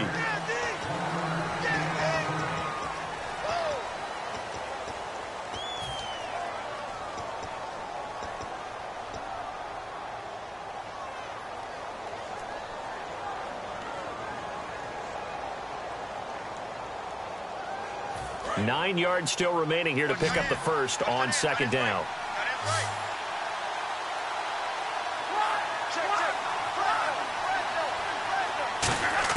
Here's Stafford now on second down. Over the middle, complete to Tate.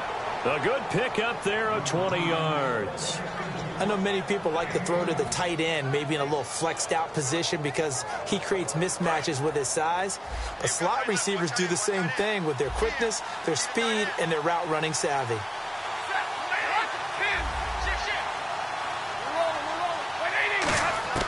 On first down, Stafford here. Caught right side, Tate. A good pickup there. 8 yards on the first down completion. That time they hit him out of the slot on the drag.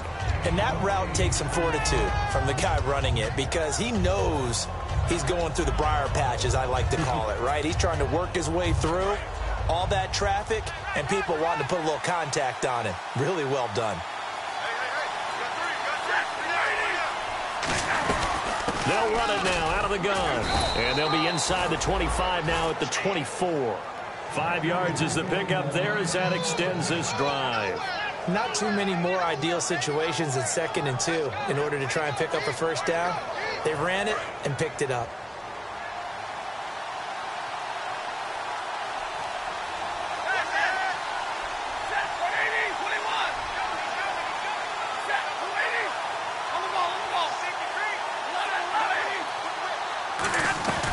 They'll run it now out of the gun. And this time he's not going anywhere. They'll get him down right at the line of scrimmage. Just a yard on the first down carry, so it's 2nd and 9. Now that's the type of play that'll fire up a defense. Hold them to 1 yard on a first down run. It'll be interesting to see if the offense decides to press the run at all or if they'll abandon it now after gaining only 1 on that play. 2 minutes gone by, second quarter.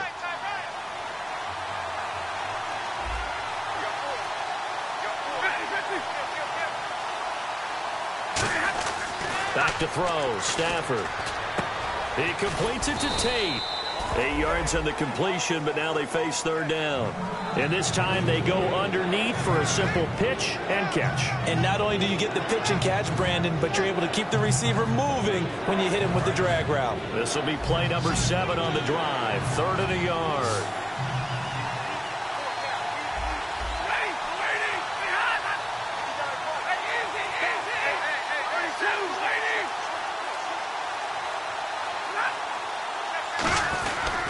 Here's Riddick. And he'll get into the end zone. Touchdown, Detroit. Theo Riddick with his 16th touchdown of the year. And the Lions have taken the lead. I know we don't talk about it enough, but the intelligence level of the guys up front blocking, the offensive linemen, maybe the smartest guys in football overall.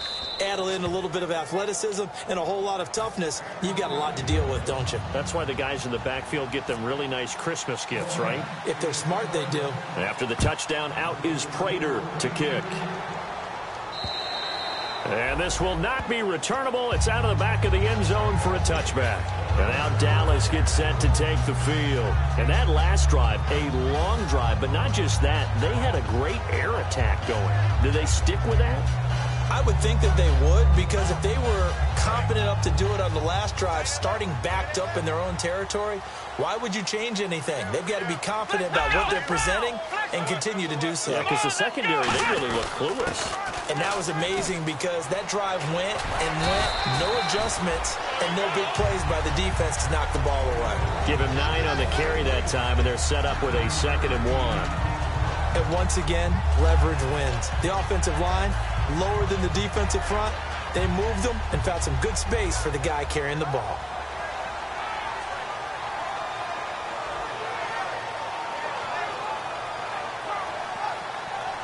See if they stay on the ground for 2nd down.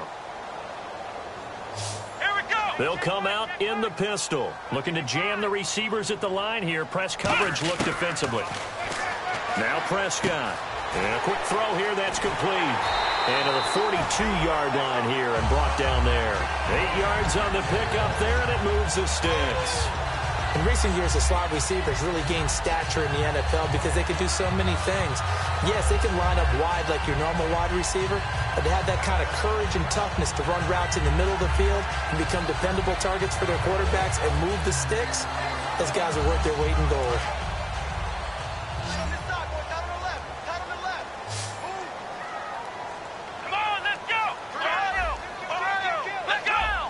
Bryant, the lone receiver, left. Now Prescott, flush to his right. And this one caught by Dez Bryant. And he's taken down, but not before he gets this into enemy territory across the 40. We talk about mobility on quarterbacks all the time. Here's where it really pays off. Able to move, evade, and is accurate throwing on the run and picking up a 1st down. So after that big gain, let's see what else the offense has up its sleeve. One man in the backfield, Elliott. A 1st down throw for Prescott. It's a short one here, complete to his tight end. A good pickup there, 8 yards on the 1st down completion. 2 minutes remain here in the 1st half. We're back to Arlington right after this timeout.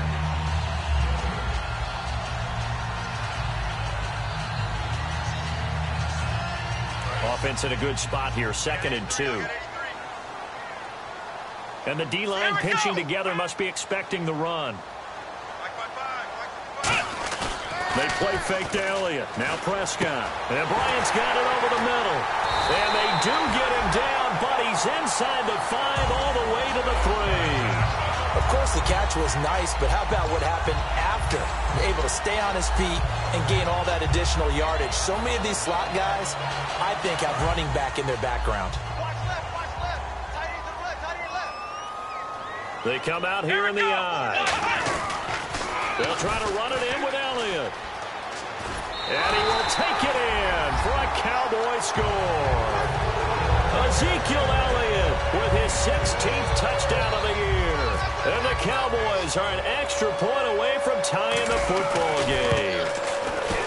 And oh, he missed it. No good. And they'll remain down by a point. Bailey now to kick it away after the touchdown. And they will not get a chance to return this one as it's through the end zone for a touchback. So out now come the Lions.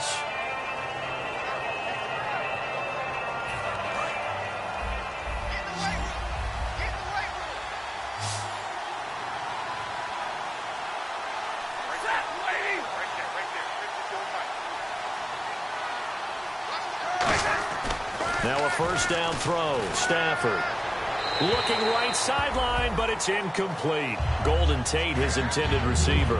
And now it's 2nd down.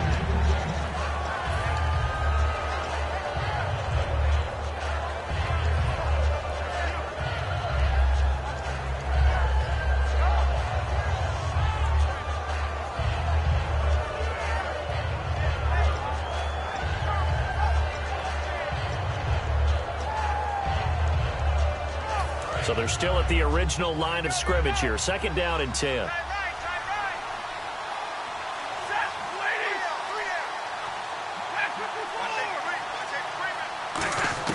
Back to the air. Stafford on 2nd down. Over the middle, complete to Tate. And they get him down, but not before he takes it across the 40-yard line. Some think the teams really won't throw a slant route unless you have a receiver that has a lot of stature to him. But sometimes the little guys, they get lost in there. People can't really locate them, and they run that quick cut on the slant, and oftentimes they can turn into big plays. Stafford, he's going to loft one deep over the middle. And that one falls incomplete. Looked like he might have had position there, but he couldn't hold on at second down. Looked like they had an opportunity for a big play across the middle, but he didn't have the concentration or the focus necessary and dropped it before he could haul it in.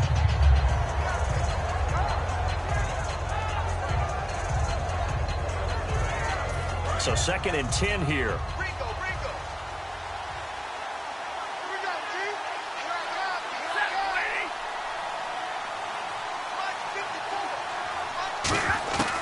Second and 10, Stafford again. To the right side to Eric Ebron. 4 yards on the completion, and it sets up a 3rd down.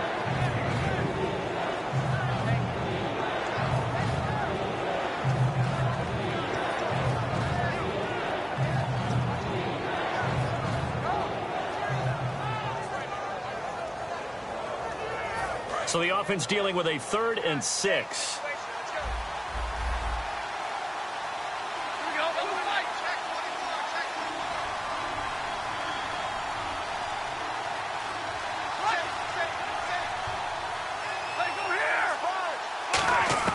Throwing on 3rd down, Stafford.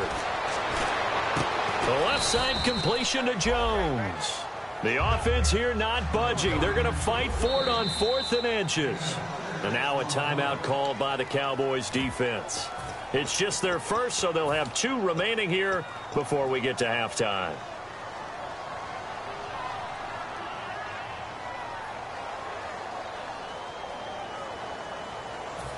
Jim Caldwell is showing a little confidence in the offense, leaving them out there here on 4th down.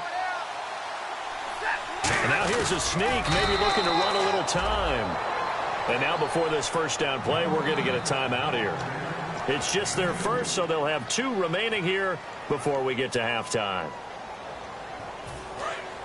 And on the outside, they're playing press coverage.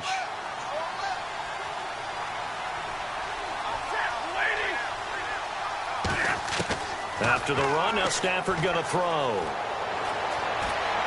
And he just gets rid of it, throws it away. A wise move there, looked like nobody open, now 2nd down.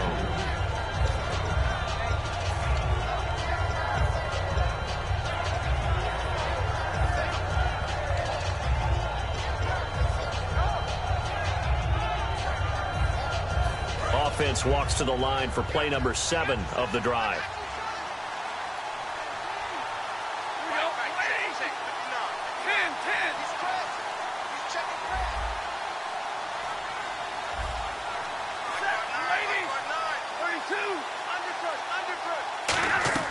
On 2nd and 10, Stafford.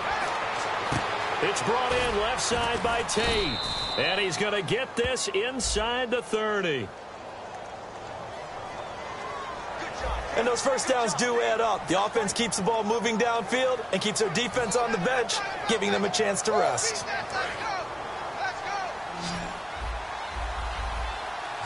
They'll come out in the pistol.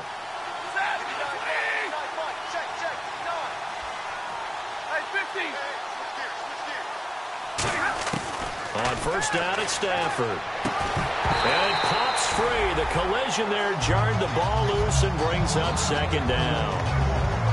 After watching him drop that slant, I can hear my old coach's voice ringing in my ears right now.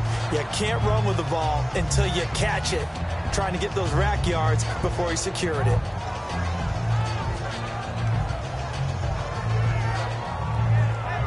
Second down following the incompletion.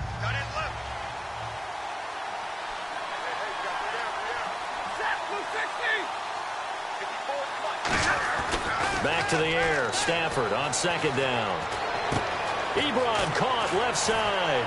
And they do stop him, but he takes it all the way to the 2. Now hold everything here. We're going to get a timeout by the offense.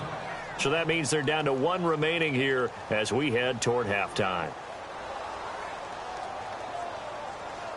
Ooh, long drive. The defense just cannot seem to catch a break and get off the field. Everyone's got four down. Set, 21.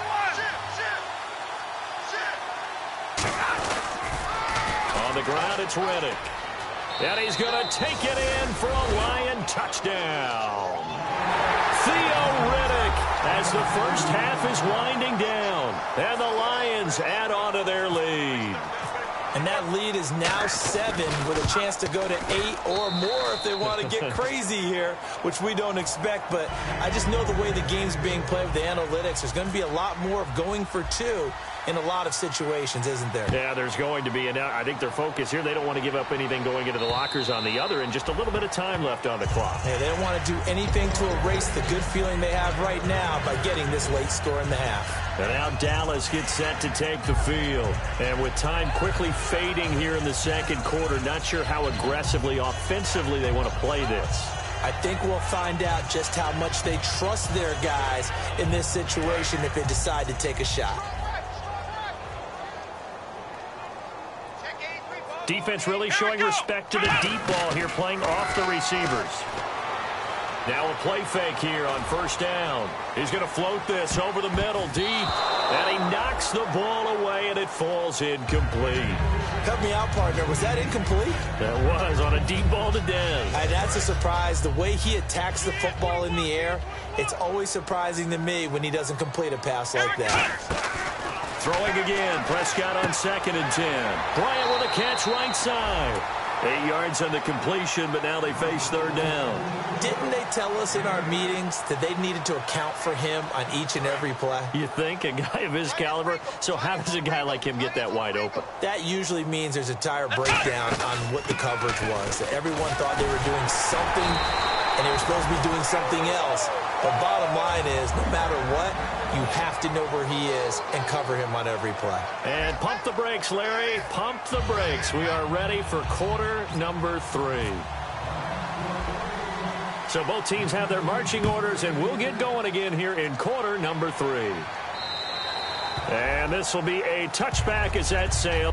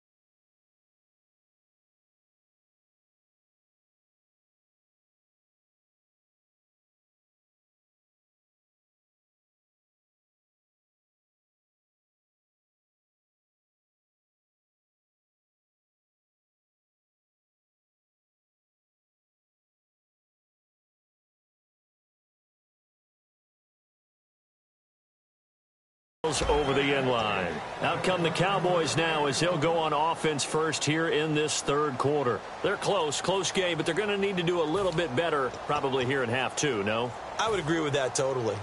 I would guess it in the locker room. They talked about cleaning up some of the errors, but overall I think they wanted to be positive with them. Guys, we're right there. Just not playing as well as we need to. Let's pick it up, and we still have a chance to win this game. Yeah, they do. We'll see if they can pick it up.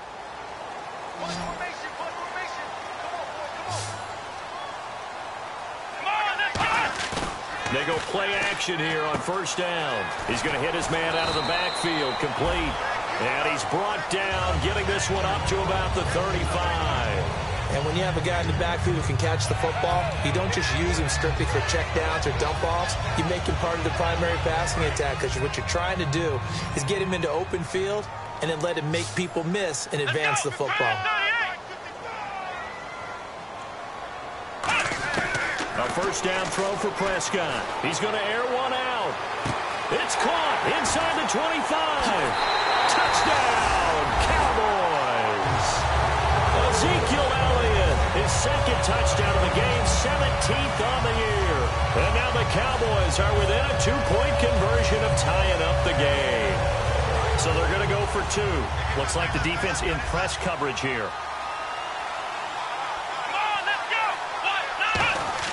They'll look to throw. And they don't get it. They tried for the 2-point conversion there, but unsuccessful. They made the decision to go for 2. They didn't get it. They remained down by 2 points. Should they have kicked it there? Third quarter, I'm okay with it. Maybe first or second, you don't. I don't know. What do you think? Yeah, again, I keep coming back to I don't like to chase a lot of points, but I also don't know what kicking an extra point being down 1 does for me. So we get a look at the Lions offense as they get ready for their first possession of the second half. Stafford on first down. Out to the flat for Reddick. 10 yards on the pickup there. And it's good enough for a Detroit first down. I think the best offenses love to get the ball to their running backs in open space because they have the ability to make people miss, and they also have the ability to run over people. And if you do that throughout the game, after a while, they might just run through some of those tackles and go a long way. And we saw him shed a nice tackle on that play. Now a first down throw. Stafford. He hits Reddick underneath. And he's finally taken down, but not before getting across midfield and across the 45-yard line. We can talk all we want about football being a game of strength and brawn. It's also a game of mismatches, and they're trying to create one there, getting it to their back out of the backfield to make a bigger play. As we often say, get it to him in space, let him use his leg. Yeah, if he can get a matchup against a linebacker or maybe a defensive end dropping out in a zone blitz, he's going to win that battle just about every time. They come up in an offset eye. Now Reddick. And he is going to lose yardage here. It's a loss of a yard there, and now second down. I would not want to be an offensive lineman in today's NFL, especially not a center or a guard, if you got to deal with these massive defensive tackles who could not just beat you with strength, but they can beat you with quickness and guile as well. They can get upfield and make plays. And a lot of times what they're taught, just go ahead and tackle everyone that comes in your area and keep the run with the ball. On second down, here's Stafford. Over the middle, complete to Tate.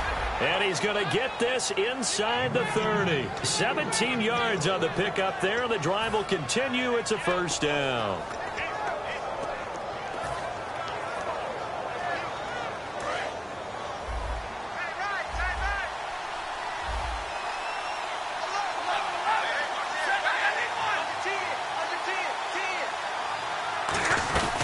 They'll run it now out of the gun.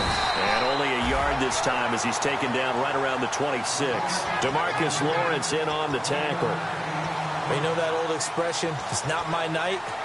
It hasn't been his so far. I don't know if the legs are a little bit heavy. Sometimes having to hang out all day and play doesn't exactly play to your advantage, but it's been a tough go for him. And every time he looks up, somebody's there defensively. That was the same case on that play. And after the play on the ground, that brings up second down here.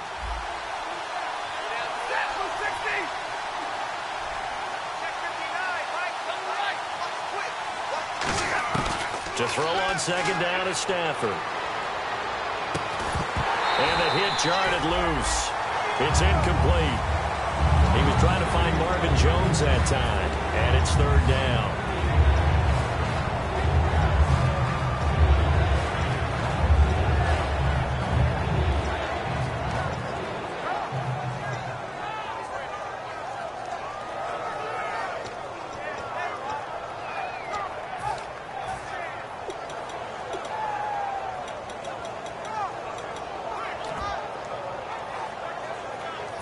And you would have to think an obvious passing situation here on 3rd and 9.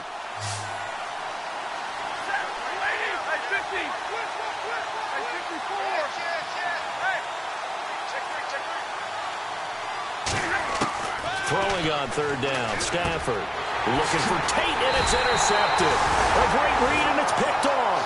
And his guys are going to get the football at the 23-yard line. And now Dallas gets set to take the field. And they're hoping to capture some of that magic they had last time out when they were able to put together a scoring drive. But they're still down here, Charles. Not the major concern, though, because of what you talked about. They scored the last time out. They feel good about themselves. They feel like their game plan is now in effect. They know how to attack and what plays they want to put together. But they've got to keep it moving in the right direction because, as you did note, they are down on the scoreboard. And he'll be taken down, but not before he gets into enemy territory. You got to feel a little bit for the defense there. They've done a terrific job all day long holding this guy in check. But that might have been the run to break things out for him, maybe turn things around. Now he's going to have some confidence, and maybe he'll get to his normal yardage. They keep on the ground with Elliott. And he'll get this down only to about the 46. 2 yards on the carry there. It'll be second down.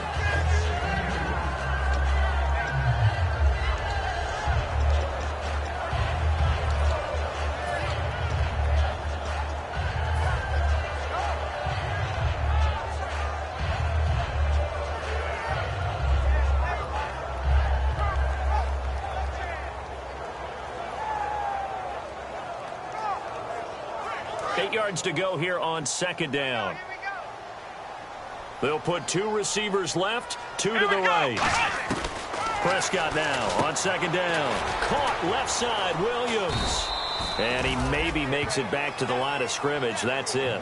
They'll give him a yard on the play, and that'll bring up a third down. Well, there really wasn't much there, but a completion is a completion. A tough third down awaits them. They'll need to get this to the 38. That's where the first down marker is here on third. Bryant, the lone receiver, left. On third down, it's Prescott. He's got time in the pocket. And the third down pass falls incomplete. Lucky Whitehead is intended target, and that'll bring up a fourth down. Out now comes the Cowboys punter. And surprisingly, this is the first punt of the game for either team.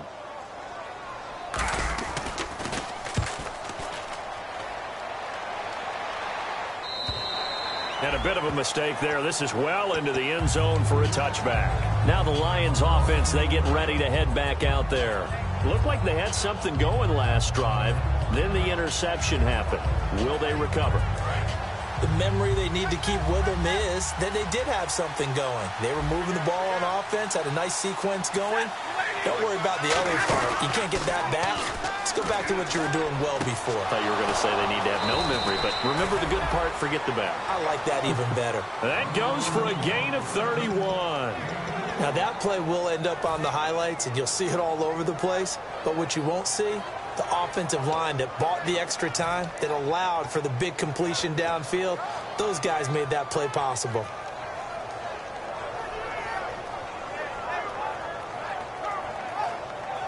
Fresh set of downs here.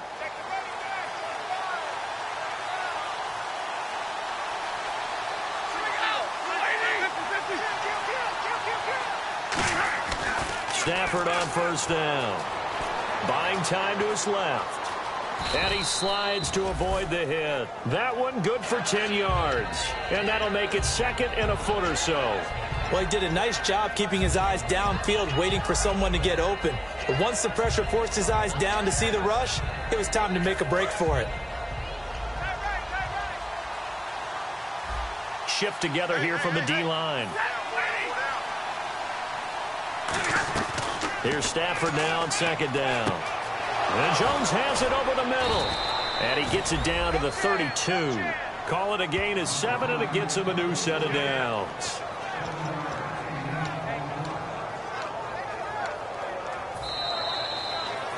Back now here on EA Sports.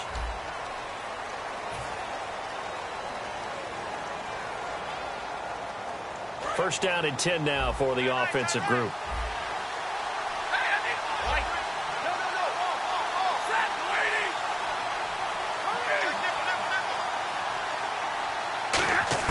On first down, Stafford here. And no escaping this time as he'll go down. They got him for a sack. And no matter what the situation, the O-line just hates that because they feel like they didn't protect little brother back there, right? Man, that's just so difficult for them because just think about every single play. When you decide to throw the football, you're dealing with some of the best athletes on the planet. You talk about guys, if they weren't playing football, they'd be starring in the NBA at power forward. It's a really difficult task.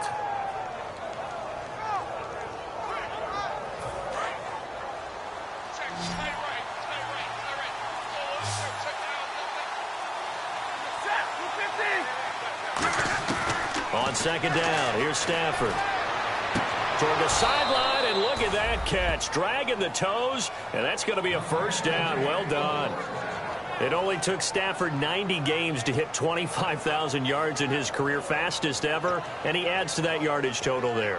I'm not sure anyone in the league has a more confident arm than Matthew Stafford does. He can wait until they're actually open before delivering, as opposed to anticipating them being open because of the strength of his arm, and he doesn't mind showing it off. They come up in an offset eye. They'll give it to him right up the gut. And he'll get this down only to the 18. Give him a couple on the carry there, 2nd and 8. Sometimes play calls boil down to philosophy. You know you're facing one of the top 10 units against the run in the NFL. So do you decide to keep smashing against them, or do you decide to throw the ball here?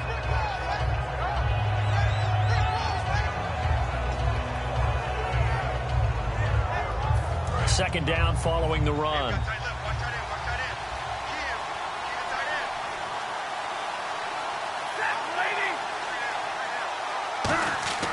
Here's Stafford. Over the middle, and it's incomplete.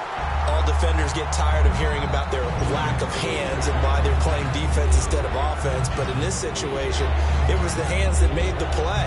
Batting the ball away on an attempted touchdown pass. Excellent job. Way to knock it down.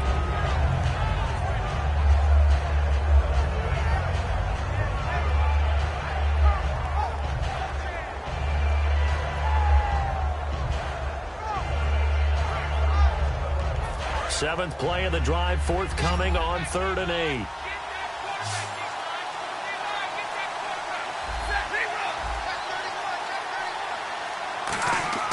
Stafford now to throw. And he connects with Ebron. And he gets the first down yardage he needs before he's brought down at the 6. And with that last play, he's now up over that 300-yard mark. And in today's NFL, it almost feels routine. And I hate that when you talk about a 300-yard passing game. To me, 300 yards still signifies excellence, and he's achieved that in this performance.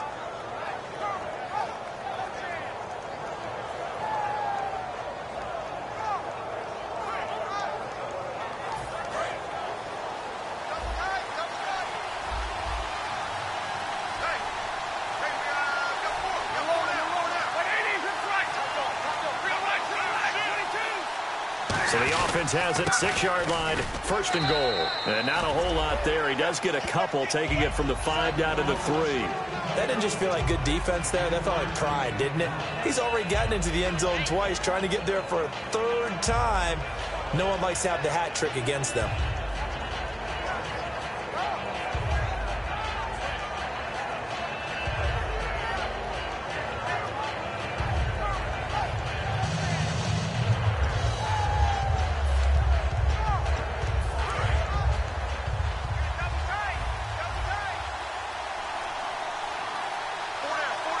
They come out here in the eye. Offense working with a 2nd and goal now from the 3. And they'll get him down just shy of the goal line at about the 1. And give him 2 yards officially, and now it'll be 3rd and goal.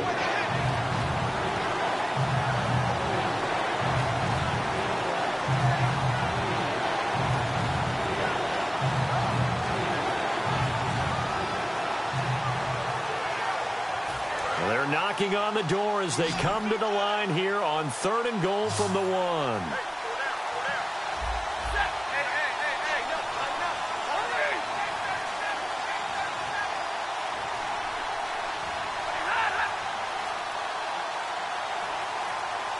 And Stafford's going to take it himself. Only a yard there, so it brings up 4th and goal. Well, they gave it a shot, quarterback sneak. Not able to get it. No, but if you're going to call a QB sneak on 3rd down, you draw it up to get it. Yeah, no doubt about it. Maybe they were thinking 4-down territory.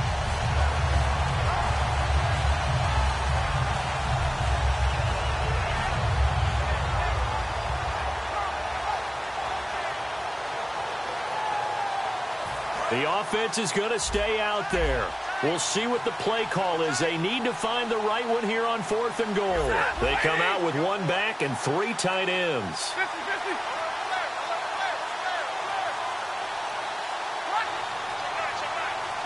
On the sneak, it's Stafford.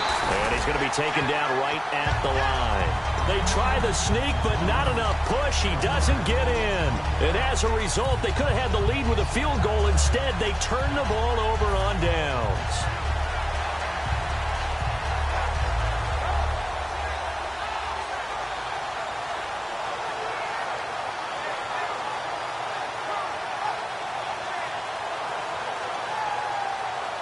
Very tough spot here for the offense to start. Here we go. Brand 38. Brand 38. They'll start the drive with Elliott. Trying to find a lane, but instead he'll get back to the line of scrimmage and no more. That's going to go as a loss of a yard, and it'll be 2nd down. The insistence of speed at every position is really seen at the defensive end spot. These guys in the old days were often outside linebackers. They just pushed them forward because they wanted to play fast and get to the quarterback or the running backs quicker than ever before. And let's see what the defensive coordinator may have up his sleeve here to try to get this final last stand and win this football game.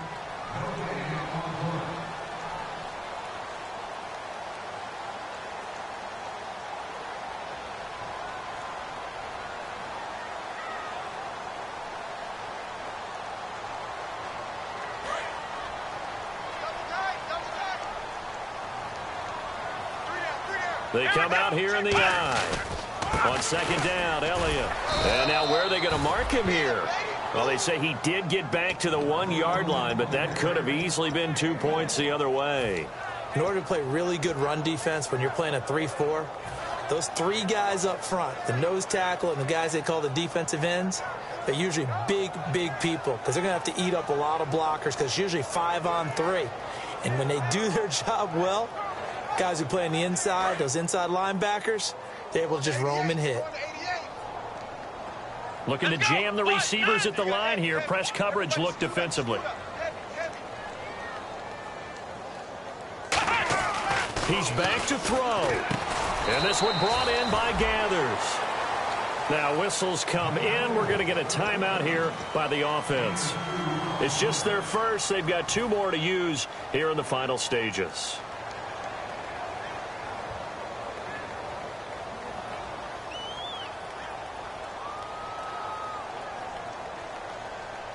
One score down. Here we go. They're going to go for it here on 4th down. Again, we'll see the pistol here. They'll look to throw. And, a crusher there as it's intercepted. Picked off by the former first-round pick, DJ Hayden. Here's the Lion offense now as they get ready to take over. 2-point game. They have the football. Their defense was able to do their job. Now can the offense just hold on here, Charles? And they better, because after the job the defense did to give them the ball back with this lead, it's time for them to seal the deal and allow them to go to the locker room with a victory. They'll try to seal the deal. Here we go. And they'll go on the ground. Muscles him off. And effective running here. And now the Cowboys are going to call another timeout. That'll leave them with just 1 remaining in this 4th quarter of play. I know that every now and then we get in those meetings with coaches, and you almost want to roll your eyes when they talk about staying on schedule when they're moving the football. But would you say a 7-yard run is ahead of schedule? 4th quarter with a lead, you love that, don't you? No doubt about it, because staying on schedule is trying to get 4 downs on 1st down. They did that, plus 3. They got 2 of the 3 they needed there. It leaves them with 3rd and just a yard. Okay, no score on that play, but this guy's been a touchdown machine all year long. You know they trust him with the football. Now hang on here. Timeout called by the defense. That'll be their 3rd and final stoppage here as we step aside.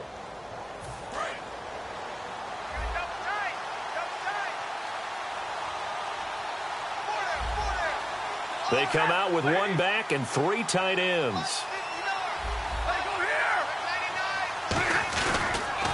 Now they'll run it on the toss. And he's across for the touchdown. And in the final minute, that should just just about seal it. And that touchdown should make you feel comfortable. But do you really feel like it's totally over yet? Not totally, but I think you're pretty much there. Yeah, you've still got to make sure you stay with it, do all the right things down the stretch, especially on defense. But that touchdown there, you've got to feel good about your chances. After the touchdown, out is Prater to kick. And that'll carry over the back line of the end zone for a touchback. And now Dallas gets set to take the field. They might be thinking this is close to a lost cause here. Got to play it out. What do they need to do? Well, they have a thought process in mind already, but they can't get ahead of themselves. They know that they need to score quickly. Yep, two-score game. Onside kick and get the ball back, and then score again. But they got his man complete. And he takes this one all the way across midfield into enemy territory down to the 40-yard line. Well, we know he's got the speed there. He needed the speed. And now the Lions going to stop us momentarily as they call a timeout. It's just their first. They've got two more to use here in the final stages.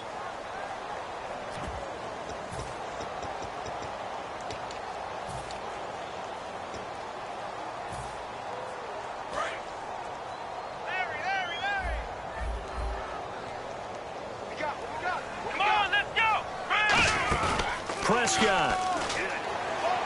Now a desperation throw deep downfield. And this is intercepted, but they'll say out of bounds. So very close to a turnover there in the end zone.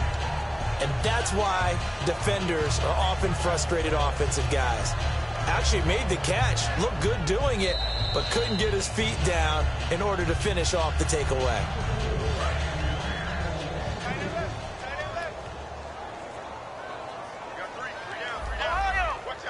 It took them an extra look, but they found out it is a touchdown indeed. The official says this one counts. Here's Prescott. Out left side here to Bryant.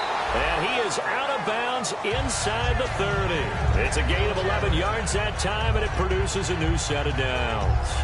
No matter how you evaluate quarterbacks, at some point arm strength is going to come into the conversation. I'm really impressed by what I saw on that throw on the out route. So the offense has it 1st and 10. Possible run anticipation. Here's the D-line sandwiches together. Here's Prescott. Throw right side, complete to Williams. And inside the 20 before he's brought down. Really nice connection on the corner route. This is a play where the receiver wants to set up the defensive back by moving him inside and then breaking back to the corner. This will be caught at about the 3. That one good for 17 yards, and now they've got it 1st and goal. Well, Charles, it's great to win at home in the NFL. When you win on the road, it's a little extra special, isn't it? It is because, let's face it, in most cases, you're not expected to go on the road and win in the National Football League. It just doesn't usually compute. So to get out there, get that done, and then head back to your city with one in the victory column, oh, that's a fantastic feeling. So for Detroit, it's a big win here as they move to 11-4 now on the year. And they'll return home next week to take on the Green Bay Packers. Meanwhile, for Dallas, this was basically just an exhibition game for them as they'd already clinched home field advantage. And they'll look to get back in the winning column next week as they head to Philly to face off with the Eagles.